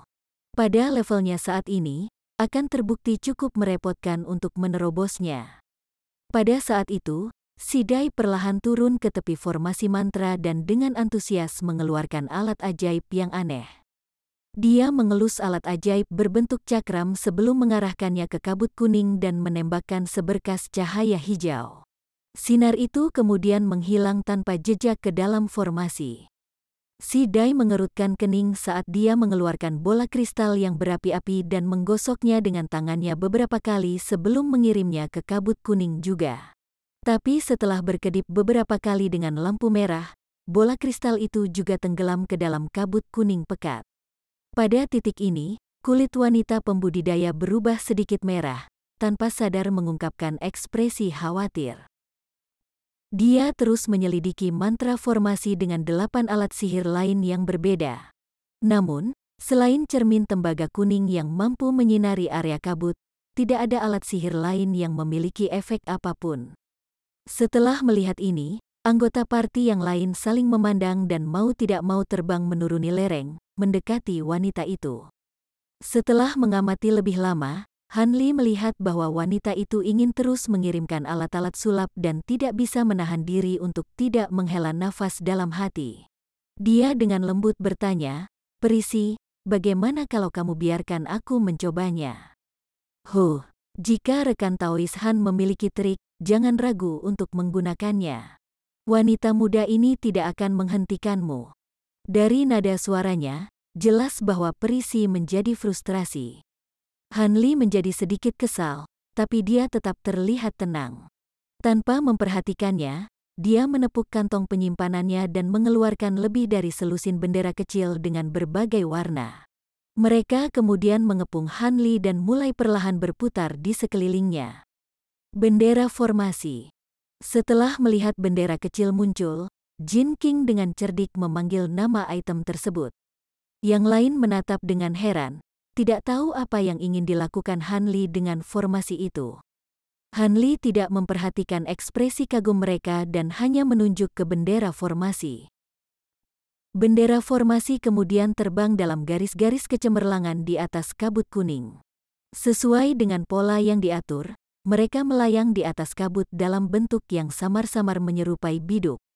Formasi langit bumi biduk. Si Dai mengenali formasi itu dengan pengaturan bendera dan mengungkapkan sedikit keheranan. Tepat setelah dia berbicara, bendera formasi mulai mengeluarkan serangkaian dengungan rendah dan panjang. Mereka kemudian masing-masing menembakkan seberkas cahaya, bergabung bersama sebagai pilar tebal dan terkonsentrasi yang melesat ke bawah menuju kabut kuning. Segera setelah itu benar-benar menghilang. Setelah melihat ini, yang lain mengalihkan pandangan mereka ke arah kabut kuning, tetapi melihat bahwa tidak ada sedikitpun ketidakteraturan. Saudara Han, ini adalah... Jin King mau tidak mau ingin bertanya tentang beberapa keraguannya sebelum dia diinterupsi oleh kejadian yang tiba-tiba. Kabut yang semula diam dan tidak terpengaruh tiba-tiba mengeluarkan suara teredam seolah-olah air mendidih di dalamnya. Kabut mulai bergolak seolah-olah naga banjir menjungkir balikkan mereka dari dalam. Tampaknya kabut tiba-tiba hidup. Pada saat itu, mata Han Li bersinar, dan dia menembakkan beberapa segel ajaib ke arah formasi bendera mengambang. Segera, bendera formasi mulai menembakkan sinar cahaya multiwarna yang terkonsentrasi dan terus-menerus. Tidak lama kemudian, pemandangan menakjubkan lainnya terjadi. Kabut kuning yang bergulir mulai naik dan turun dalam fluktuasi berirama dan mulai membentuk tonjolan yang tak terhitung jumlahnya yang seukuran roti uap. Tonjolan menjadi lebih besar dan lebih tinggi seiring berjalannya waktu, seolah-olah monster akan terbang keluar dari dalam. Ketika yang lain melihat ini, mereka merasa terkejut dan tanpa sadar mundur beberapa langkah. Perisi buru-buru berlari mundur 40 meter dengan ekspresi berubah sebelum berhenti dan memutar kepalanya. Bang, bang, serangkaian ledakan memekakkan telinga datang dari kabut kuning. Para pembudidaya sebelumnya telah memasang penjaga mereka. Mereka semua buru-buru mempersiapkan pertahanan mereka dan berdiri teguh, menyaksikan kabut bergoyang keras seolah-olah mereka diterbangkan oleh angin badai yang dahsyat. Hanya si Dai yang melihat dengan antisipasi, sementara yang lainnya ketakutan. Kabut yang sangat tebal akhirnya tidak mengeluarkan apapun. Itu baru saja berpisah seperti awan dan menghilang, mengungkapkan semua yang terkandung dalam formasi itu. Sementara Hu Yue dan yang lainnya sangat bersukacita, Jin King dengan cepat berjalan ke sisi Han Li dan berkata dengan senyum berseri-seri, "Saudara Han, saya tidak berpikir Anda memiliki keterampilan yang luar biasa. Apakah Anda menembus seluruh formasi?" Mulut Han Li berkedut sebelum dia memberikan penjelasan kepada yang lain dengan senyum pahit, "Terobos formasi?" Saudara Jin sangat meremehkan ketangguhan formasi kultivator kuno. Saya hanya menghilangkan lapisan terluar mantra formasi, yang bertindak sebagai tabir asap. Jin King sedikit kecewa mendengar ini, tetapi tanpa menunggu dia berbicara, Hu Yue tiba-tiba berbicara dengan gembira, "Haha. Tidak apa-apa. Luangkan waktu Anda, kami punya banyak. Sekarang, kami memiliki keyakinan bahwa formasi ini dapat ditembus." Petik 2. Jin King menatap kosong sejenak sebelum setuju dengan sedikit rasa malu. "Benar. Kami para pembudidaya tidak kekurangan waktu. Aku hanya sedang tidak sabar." Pada saat itu, keangkuhan si Dai menghilang tanpa jejak. Dia membungkuk dalam-dalam kepada Han Li dan dengan tulus berkata, "Wanita muda ini benar-benar bodoh. Saya benar-benar tidak berpikir bahwa senior akan mengambil pendekatan orisinal dalam menggunakan formasi untuk menghancurkan formasi. Ini telah memperluas perspektif junior. Saya harap senior Han akan memberikan beberapa panduan tentang mantra formasi Dao." Han Li membalas gerakan itu dengan sedikit terkejut. Pergantian peristiwa yang tiba-tiba ini telah sangat mengubah kesannya terhadapnya. Ini hanyalah trik kecil. Sebenarnya, saya sebenarnya tidak memiliki banyak pemahaman tentang mantra formasi. Han Li menjawab dengan ekspresi tenang. Han Li benar-benar jujur. Jika bukan karena dia menunjukkan bahwa mantra formasi adalah atribut angin bumi ganda, Han Li tidak akan tahu bagaimana memulai dan menerobos formasi ilusi. Han Li hanya menghabiskan 20 tahun hanya untuk meneliti mantra formasi. Karena itu, pengetahuannya sangat terbatas. Dia hanya menyerap sebagian besar teori mantra formasi tanpa mendapatkan pemahaman yang lebih dalam.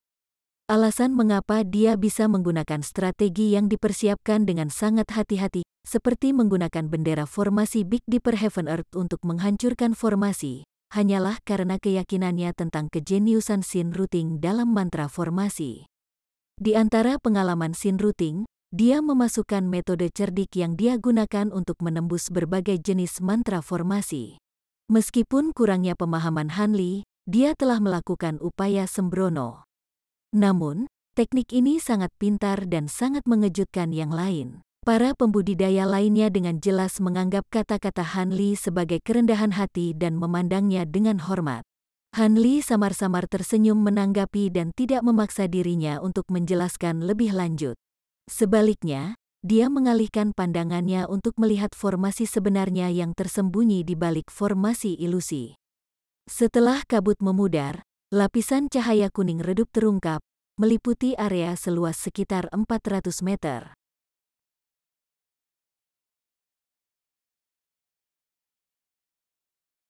Chapter 418.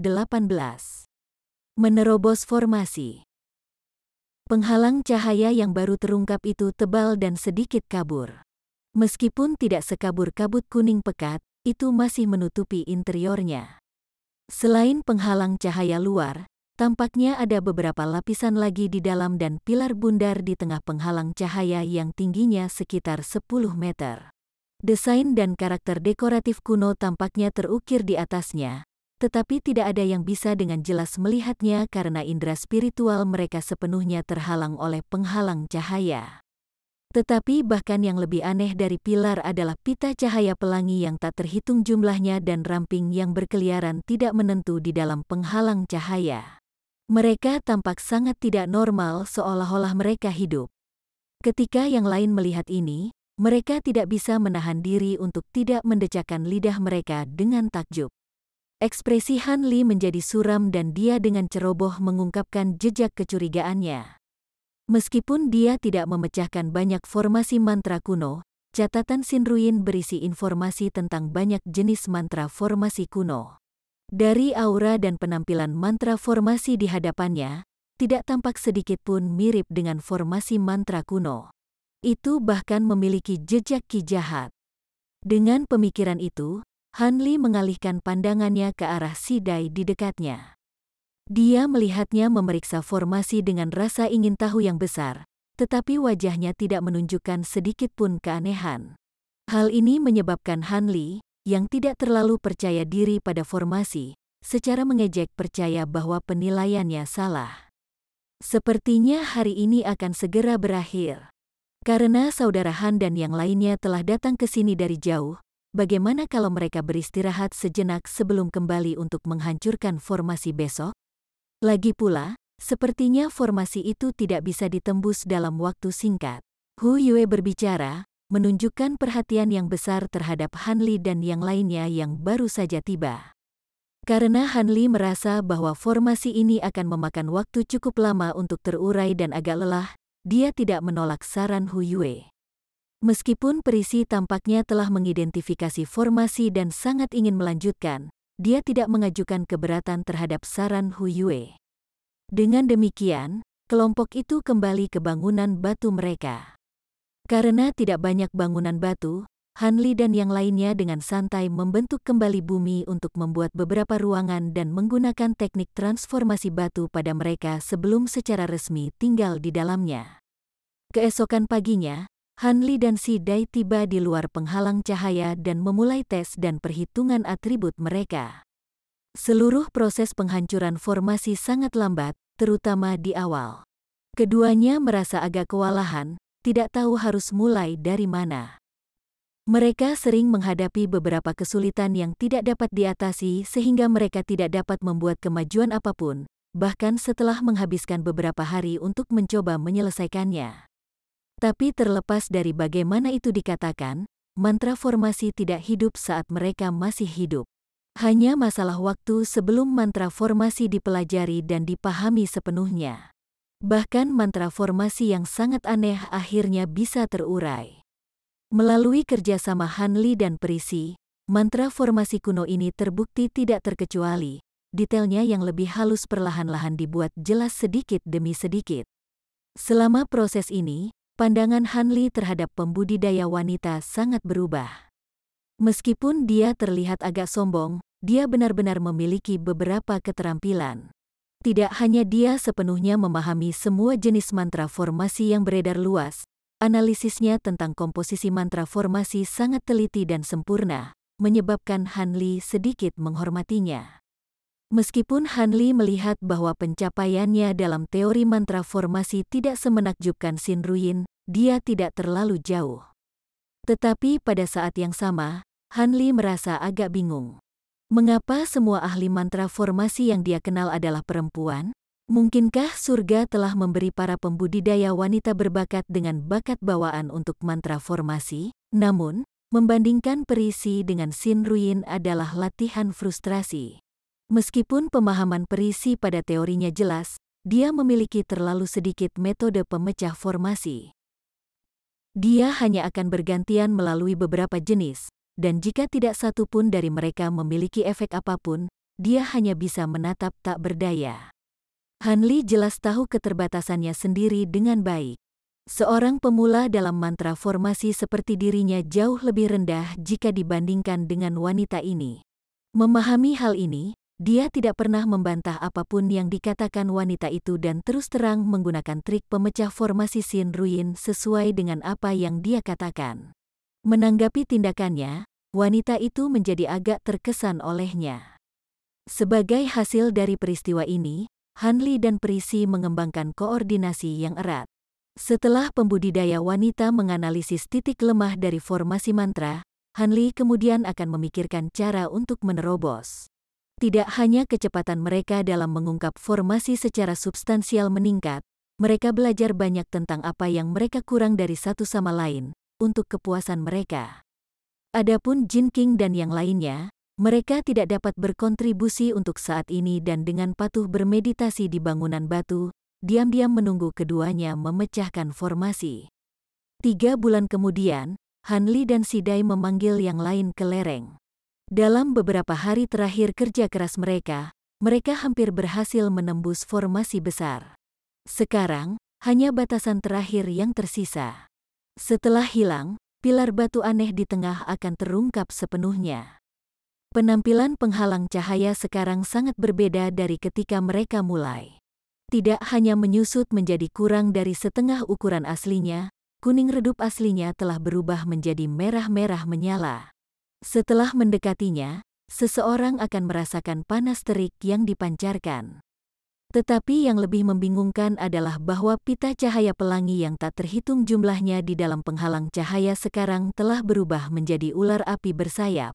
Mereka tanpa henti menjelajahi area di dalam penghalang cahaya dan terus menyemburkan api tipis. Iblis macam apa mereka? Ketika Jin King melihat mereka, dia tidak bisa tidak bertanya dengan heran. Yang lain juga menatap dengan heran. Atribut api iblis, roh iblis bersayap.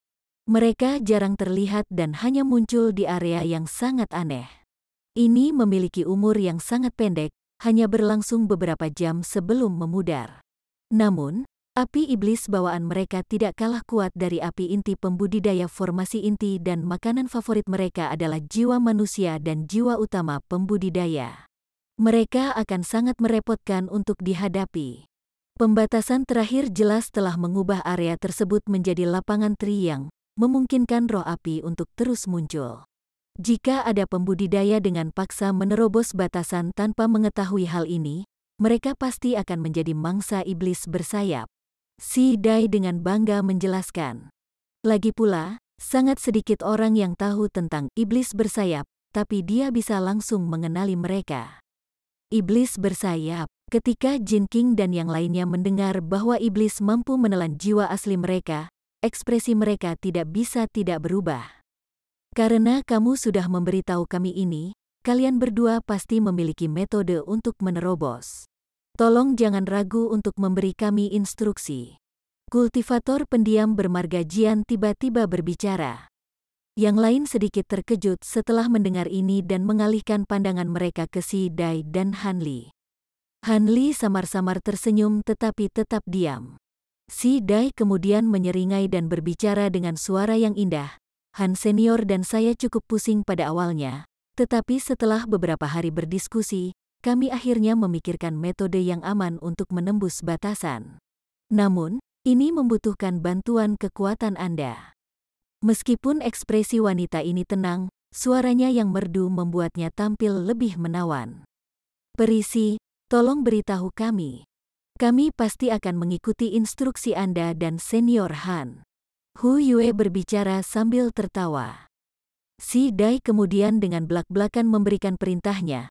Untuk menerobos formasi ini, kami membutuhkan bantuan simultan dari banyak alat sihir atribut air. Kami telah mengumpulkan beberapa alat ini. Kami hanya meminta Anda semua untuk memahami alat ajaib ini dan berdiri di tempat yang kami katakan. Setelah Senior Han menghancurkan formasi, kalian sesama Taois akan menggunakan alat sihir kalian untuk melenyapkan iblis bersayap yang melarikan diri. Di samping, Han Li menambahkan, semuanya, dalam keadaan apapun kalian tidak boleh menggunakan harta sihir kalian untuk menyerang roh iblis. Roh api bawaan ini akan menimbulkan masalah besar jika kita membiarkan mereka terlalu dekat dengan kita. Sudah terlambat pada saat Anda ingin lari. Setelah melihat ekspresi serius Han Li, Hu Yue dan yang lainnya saling memandang dan setuju dengan hati yang gemetar. Setelah itu, Han Li mengeluarkan penggaris kecil, palu kecil, dan garpu rumput kecil, masing-masing memberikannya kepada Jin King, jiwa bengkok, dan pembudidaya Jian. Adapun Si Dai, dia menyerahkan syal biru kepada Hu Yue. Parti itu kemudian berdiri di dekatnya di posisi mereka seperti yang diarahkan oleh Si Dai. Dia kemudian buru-buru mundur dan mengeluarkan alat sihir pedang pendek sebelum memusatkan perhatiannya pada Han Li. Han Li tidak terburu-buru untuk bertindak. Dia pertama-tama memperhatikan sekelilingnya dengan cermat. Hanya setelah melihat bahwa tidak ada yang salah, dia merasa cukup percaya diri untuk bertindak. Beberapa puluh bendera dan pelat formasi biru, alat penyiapan formasi untuk mantra formasi atribut air, terbang ke sisi Han Li dan mulai melayang tak menentu. Han Li kemudian tanpa berkata-kata menggeser jari-jarinya terus-menerus mengeluarkan suara letupan. Bendera dan pelat formasi merespons dengan mengelilingi penghalang lampu merah dan perlahan-lahan jatuh ke dalam formasi. Bendera formasi langsung memasukkan diri mereka beberapa inci ke dalam bumi, dan pelat formasi terus melayang beberapa inci di atas tanah, membentuk mantra formasi dengan penampilan yang tegas.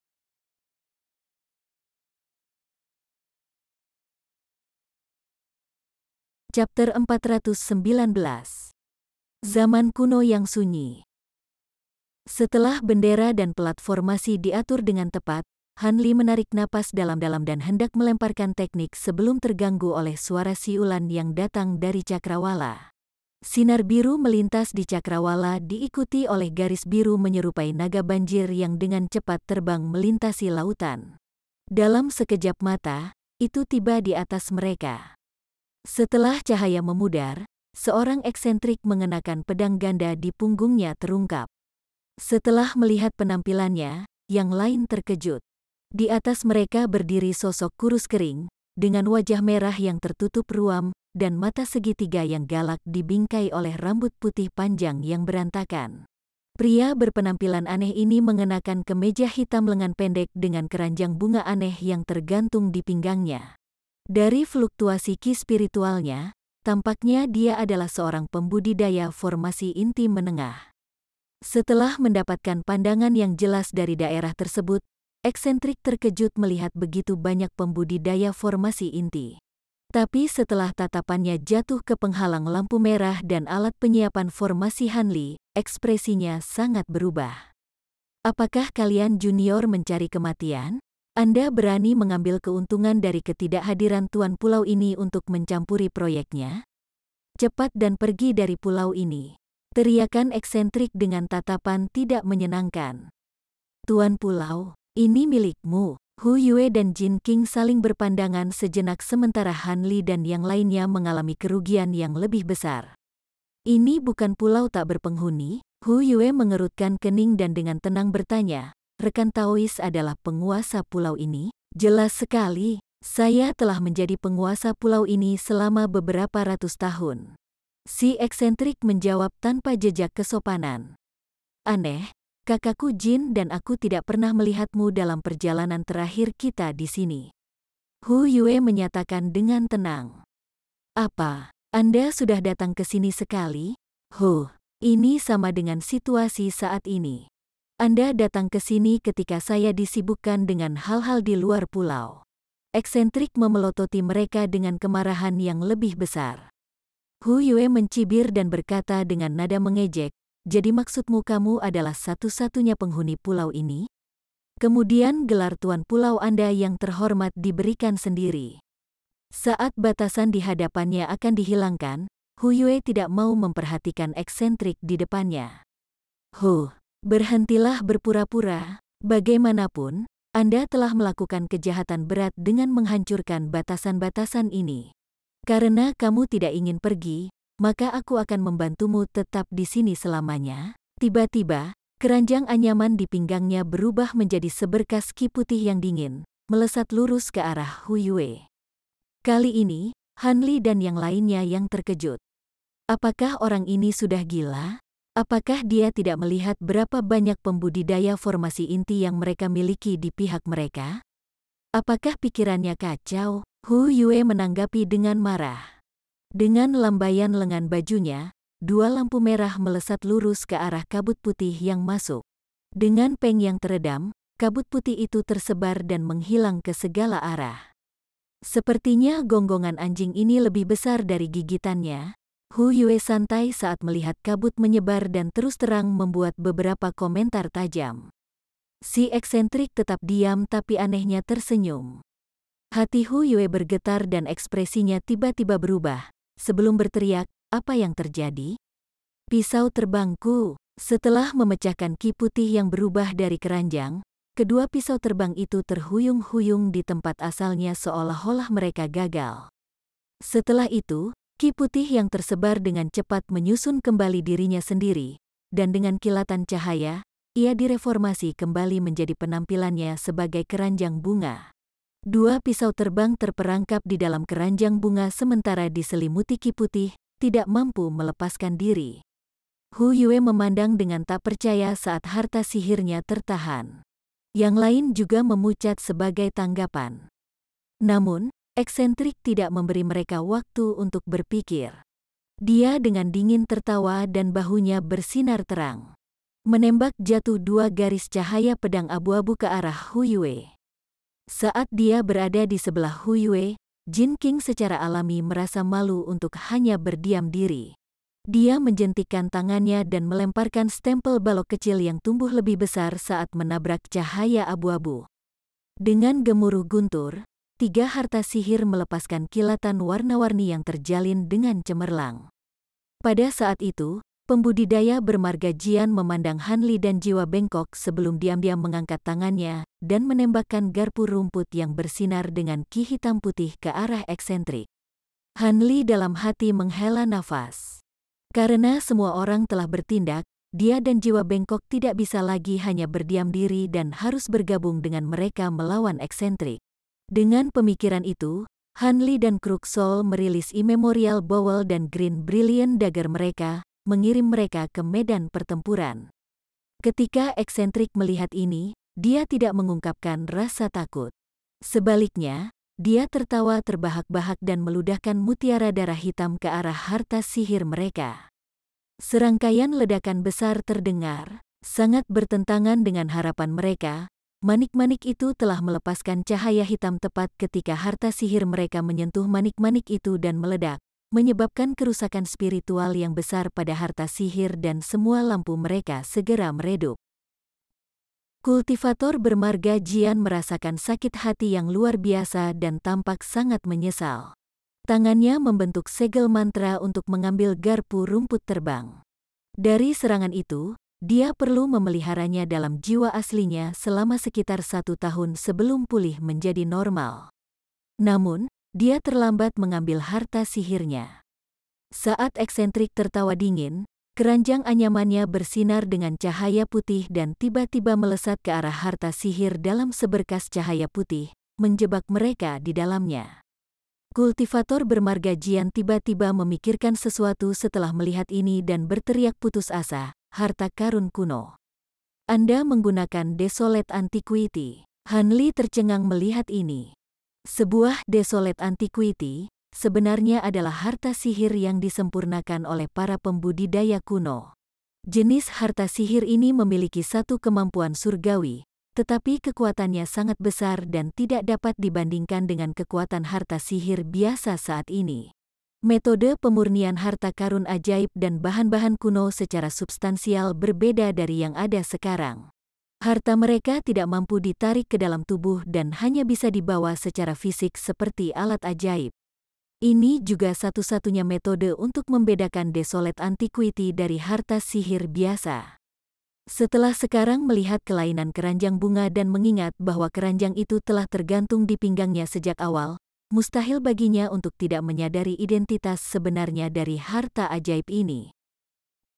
Adapun Heaven Opposing Spear, yang digunakan pada bayi Carp Beast yang digunakan oleh 6 istana bersatu, mereka juga barang antik Desolate yang telah diturunkan. Meskipun Han Li agak terkejut dengan pengumuman harta karun kuno ini, dia memiliki banyak gerakan pembunuhan di lengan bajunya. Tetap saja, dia tidak mengambil inisiatif untuk bertindak karena dia yakin semakin banyak trik yang dia sembunyikan nanti, semakin mudah untuk secara efektif menangani saat-saat bahaya yang akan datang. Selain itu, dia jelas mengerti bahwa bahkan jika musuh memiliki harta karun kuno, dia tidak akan dapat dengan mudah berurusan dengan begitu banyak pembudidaya formasi inti yang bersekutu. Cukuplah untuk hanya menampilkan kemampuan yang setara dengan pembudidaya formasi inti umum. Dengan pemikiran itu, selain menggunakan seluruh kendali mereka untuk merenggut harta sihir mereka dari Ki Putih, Han Li dan jiwa bengkok tidak mengambil tindakan yang tidak biasa dan menonton dengan tatapan terpisah. Dia yakin bahwa orang lain pasti akan mengambil inisiatif. Seperti yang dia duga, Hu Yue dan yang lainnya mengungkapkan sedikit kegembiraan setelah mendengar bahwa keranjang bunga adalah harta karun kuno. Karena eksentrik telah mengambil langkah pertama, itu hanya tepat bagi mereka untuk menjarah harta karun setelah mereka bergandengan tangan dan memusnahkannya. Jadi, setelah beberapa saat ragu-ragu, pembudidaya bermarga Jian membentuk gerakan mantra dengan tangannya, menyebabkan 3 garis cahaya hitam muncul dari kantong penyimpanannya. Spanduk hitam setinggi 3 meter dengan aura pembunuh. Dia kemudian membuka mulutnya, menembakkan seutas ki hitam ke arah spanduk hitam. Spanduk merilis serangkaian ratapan hantu, menyebabkan pembudidaya lainnya menjadi terguncang dan kewalahan. Sementara itu, Hu Yue dengan belak-belakan mengabaikan upayanya untuk mendapatkan kembali kendali atas pisau terbangnya dan memutar kedua tangannya, melepaskan ledakan sambaran petir biru yang menggelegar. Dengan alis terangkat, Jin King tiba-tiba melemparkan segel ajaib ke harta sihirnya, menyebabkan stempel balok putihnya melepaskan tangisan naga dan bertambah besar beberapa kali lipat. Setelah melihat ketiganya menunjukkan kekuatan yang luar biasa, Han Li dalam hati menyeringai dan menganggap bahwa si eksentrik akan mengalami pukulan hebat.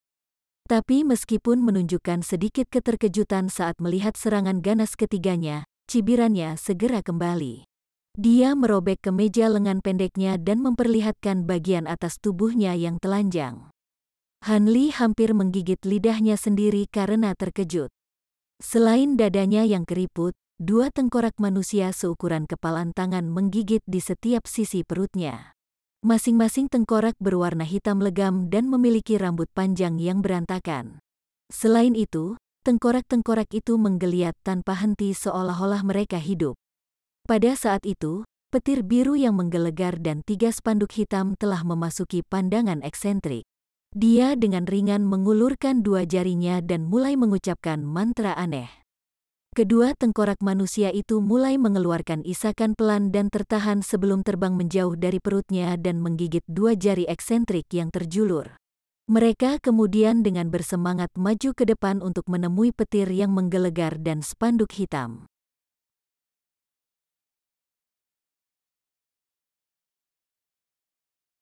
Chapter 420. Kekuatan kumbang pemakan emas. Han Li terkejut ketika dia melihat tengkorak manusia dan teringat akan Sekte Roh-Roh 6 Iblis Dao Sekte.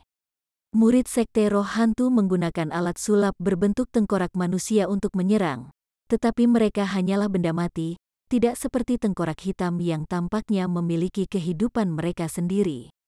Han Li mengalami keterkejutan yang lebih besar ketika dia melihat bahwa 3 spanduk hitam sudah terbang menuju tengkorak. Kultivator bermarga Jian berteriak keras dan menunjuk ke spanduknya, menyebabkan mereka menembakkan sejumlah besar benang hitam. Benang-benang itu kemudian terjalin untuk membentuk jaring besar sebelum bergegas menuju tengkorak manusia yang masuk. Benangnya sangat halus dan mengkilap. Mereka juga membawa ki hitam samar yang jelas tidak biasa. Setelah melihat benang hitam melepaskan diri, rongga mata tengkorak itu bersinar dengan cahaya merah, dan ia menutup dan membuka mulutnya dengan tidak menentu sebelum gumpalan api hijau gelap yang tak terhitung keluar dari mulutnya. Setelah kontak, benang hitam yang tak terhitung jumlahnya langsung terbakar seolah-olah mereka telah bertemu musuh bebuyutan mereka, dengan cepat berubah menjadi awan asap biru yang naik. Kultivator bermarga Jian sangat pucat saat melihatnya dan buru-buru membentuk gerakan mantra lain, ingin mengaktifkan kemampuan surgawi lain dari spanduk hitam. Tengkorak hitam itu tiba-tiba membengkak seukuran roda kereta sebelum menyemburkan seberkas cahaya hitam untuk beberapa saat. Ketiga spanduk hitam itu kemudian dibungkus oleh seberkas cahaya dan ditarik ke dalam mulut tengkorak. Setelah itu, tengkorak mulai mengunyah dengan paksa. Setelah beberapa retakan dan poni, spanduk hitam itu hancur total. Pada saat yang sama, pembudidaya bermarga Jian menjadi pucat pasi karena merasakan hubungannya dengan spanduk hitam terputus. "Setan, Anda berani menghancurkan harta saya?" Kultivator Jian berteriak dengan ketakutan, tetapi matanya menunjukkan sedikit ketakutan. Meskipun yang lain tidak menyadarinya, dia sepenuhnya mengerti bahwa ketiga spanduk hitam itu adalah barang antik yang sunyi. Itu sebelumnya telah berurusan dengan banyak lawan yang tangguh, tetapi sekarang, itu tiba-tiba menemui ajalnya di mulut tengkorak yang aneh. Pada saat yang sama, petir menggelegar Hu Yue ditarik ke mulut tengkorak lainnya dan menjadi tidak efektif sama sekali. Hu Yue dan pembudidaya Jian saling melirik satu sama lain dan tidak bisa menahan keinginan untuk mundur. Ini juga membuat Han Li tercengang, dan dia sekarang menyadari mengapa orang eksentrik berani melawan sekelompok pembudidaya. Dia memiliki banyak hal untuk diandalkan. Dia tidak hanya memiliki banyak harta sihir, tetapi masing-masing dari mereka memiliki kemampuan yang luar biasa. Tampaknya jika dia tidak meminjamkan bantuan apapun kepada mereka, mereka akan menderita kekalahan besar dan terpaksa mundur. Han Li tidak menginginkan perkembangan itu karena dia telah menghabiskan beberapa bulan upaya untuk menghancurkan formasi besar ini. Dia tidak mau membiarkan orang luar ini merusak usahanya sekarang karena dia berada di ambang kesuksesan. Selain itu, meskipun Han Li tidak ingin mengambil risiko membuat tampilan yang canggung, dia ingin menguji kekuatan kumbang pemakan emas dan melihat apakah mereka pantas mendapatkan peringkat mereka dalam daftar serangga eksotis atau tidak. Karena eksentrik di hadapannya adalah seorang kultivator formasi inti yang tidak biasa, ia tampaknya menjadi subjek tes yang ideal. Dengan pemikiran itu, Han Li melirik keributan lagi. Hu Yue dan yang lainnya dengan bingung terbang di langit, membombardir dua tengkorak yang mengejar mereka dengan teknik sihir tingkat rendah. Mereka mengerti dengan jelas bahwa harta sihir biasa tidak akan berpengaruh pada benda-benda iblis itu dan hanya bisa menghentikan serangan mereka untuk sementara waktu. Adapun segel blok putih besar milik Jin King, itu tidak menunjukkan dirinya sangat kuat. Itu menemukan dirinya terseret ke dalam keranjang bunga setelah dililit oleh Ki Putih ketika dia tidak menduganya, menyebabkan wajah Jin King dipenuhi dengan keringat. Adapun jiwa bengkok yang berada di sisinya dan yayasan pendirian Sidai, mereka hanya bisa menatap, tidak mampu memberikan bantuan apapun. Setelah melihat ini, Han Li melirik eksentrik sebelum tanpa ragu mengeluarkan kantong binatang spiritual yang menonjol dengan satu tangan. Tindakan Han Li tampaknya telah menarik perhatian eksentrik, mungkin karena indera spiritualnya yang kuat. Dia segera memusatkan perhatiannya pada Han Li dan mengeluarkan sesuatu dari dadanya dengan ekspresi tidak menyenangkan seolah ingin mengeluarkan harta sihir lain untuk berurusan dengan Han Li. Sebagai tanggapan, Han Li memutuskan untuk mengambil inisiatif. Dia dengan ringan melemparkan kantong binatang roh ke udara dan dengan cepat memukul kantong itu dengan segel mantra-mantra biru dari tangannya yang lain. Dengan gemetar, kantong binatang roh menyemburkan beberapa puluh bola dengan tajam menembak ke arah eksentrik dalam garis-garis cahaya. Bola-bola ini berukuran sekitar 1 kaki dan terdiri dari warna perak dan emas. Begitu eksentrik melihat mereka, dia mengungkapkan ekspresi jijik dan mengeluarkan roda dharma hitam legam, membuangnya tanpa berpikir dengan tawa dingin. Saat objek bersiul, ukurannya bertambah beberapa kali dan berputar ke arah bola yang masuk. Dengan suksesi peng, bola berubah menjadi bintik cahaya emas dan perak saat bertabrakan dengan roda, saat mereka dihancurkan. Si eksentrik tertawa terbahak-bahak dan menunjuk ke arah Han Li, memerintahkannya untuk mengiris ke arahnya. Tetapi pada saat itu, ledakan dengungan muncul, tumbuh semakin keras. Dalam sekejap, suara itu menjadi menusuk telinga, menyebabkan semua orang melihat ke arah suara dengan takjub. Si eksentrik juga menggantikan tawa gilanya dengan kebingungan. Potongan-potongan dari bola itu menjadi hidup dan berubah menjadi beberapa ribu kumbang emas perak seukuran ibu jari, tersebar padat di dekat roda. Dengungan tajam yang dihasilkan dari kepakan sayap mereka telah mengilhami ketakutan besar. Han Li tidak memberikan eksentrik waktu menganggur untuk berpikir dan menggunakan indera spiritualnya untuk memerintahkan kumbang untuk terbang menuju roda tanpa memperhatikan hidup mereka. Dalam sekejap, harta ajaib itu telah diwarnai dengan warna emas dan perak. Kamu mencari kematian? Eksentrik pulih dari keterkejutannya dan membentuk gerakan mantra dengan tangannya, menyebabkan rodanya melepaskan awan hitam saat berputar, berniat untuk melenyapkan serangga eksotis. Namun, adegan berikut telah membuat eksentrik tercengang. Begitu kabut hitam pekat muncul, kumbang membuka mulut mereka dan melahapnya dengan bersih, tanpa meninggalkan setitik pun. Adapun putaran kecepatan tinggi roda, itu hanya berhasil membuang sebagian kecil dari kumbang gold devouring. Mayoritas dari mereka telah menempel erat padanya dan tanpa rasa takut merobeknya sampai hancur. Han Li dalam hati bersuka cita pada ekspresi terkejut eksentrik itu. Dalam sekejap mata, roda menyusut dengan kecepatan yang terlihat sampai tidak ada yang tersisa. Setelah roda ditelan dengan bersih, dengungan itu semakin keras sekali lagi. Kulit eksentrik itu sekarang berubah sedikit menjadi hijau. Han Li dengan belak-belakan menunjuk ke gerombolan kumbang pemakan emas dan membuat mereka berubah menjadi awan emas perak besar sebelum berbondong-bondong menuju eksentrik. Sekarang mengetahui keganasan kumbang, wajah eksentrik itu menunjukkan kepanikan dan dia dengan cepat memberi isyarat ke arah tengkorak hitam yang mengejar anggota yang basah kuyup. Dengan beberapa kedipan, mereka terbang kembali ke eksentrik dan dengan kejam memblokir bagian depannya. Akhirnya bisa terengah-engah, Hu Yue dan pembudidaya Jian menghela nafas lega dan berhenti di kejauhan, menatap pemandangan itu dengan sedikit takjub. Eksentrik tampak tidak nyaman. Dia memanggil belati pendek ke tangannya dengan kilatan cahaya. Setelah beberapa saat ragu-ragu, dia menebas dengan ekspresi galak, memutuskan dua jarinya lagi. Kedua tengkorak itu langsung terbang ke masing-masing memakan satu. Segera setelah itu, mereka mengeluarkan lolongan aneh seolah-olah mereka sangat senang. Dengan mata melebar, eksentrik segera membuka mulutnya, menembakkan dua cahaya hitam ke dahi tengkorak.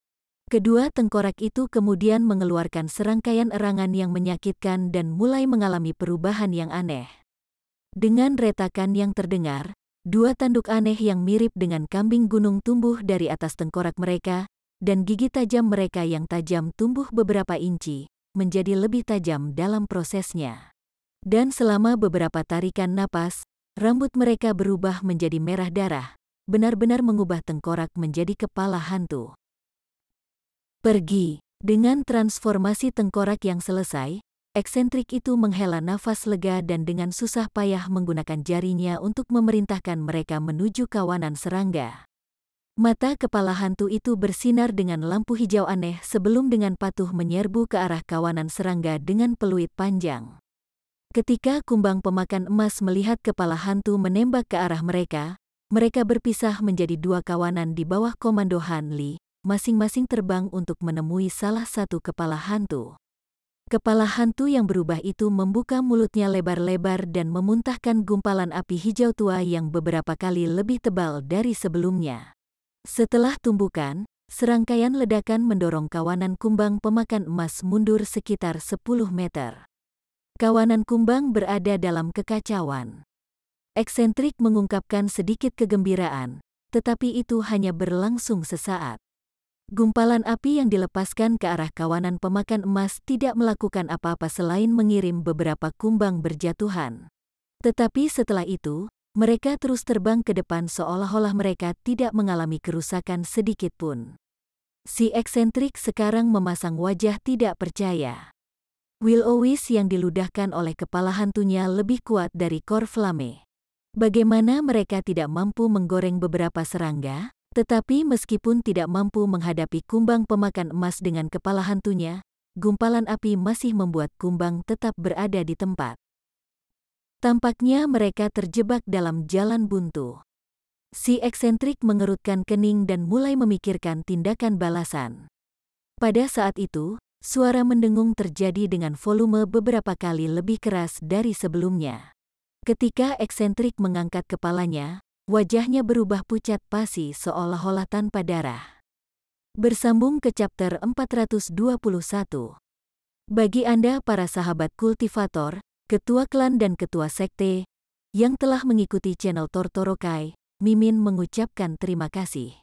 Sampai jumpa di episode berikutnya.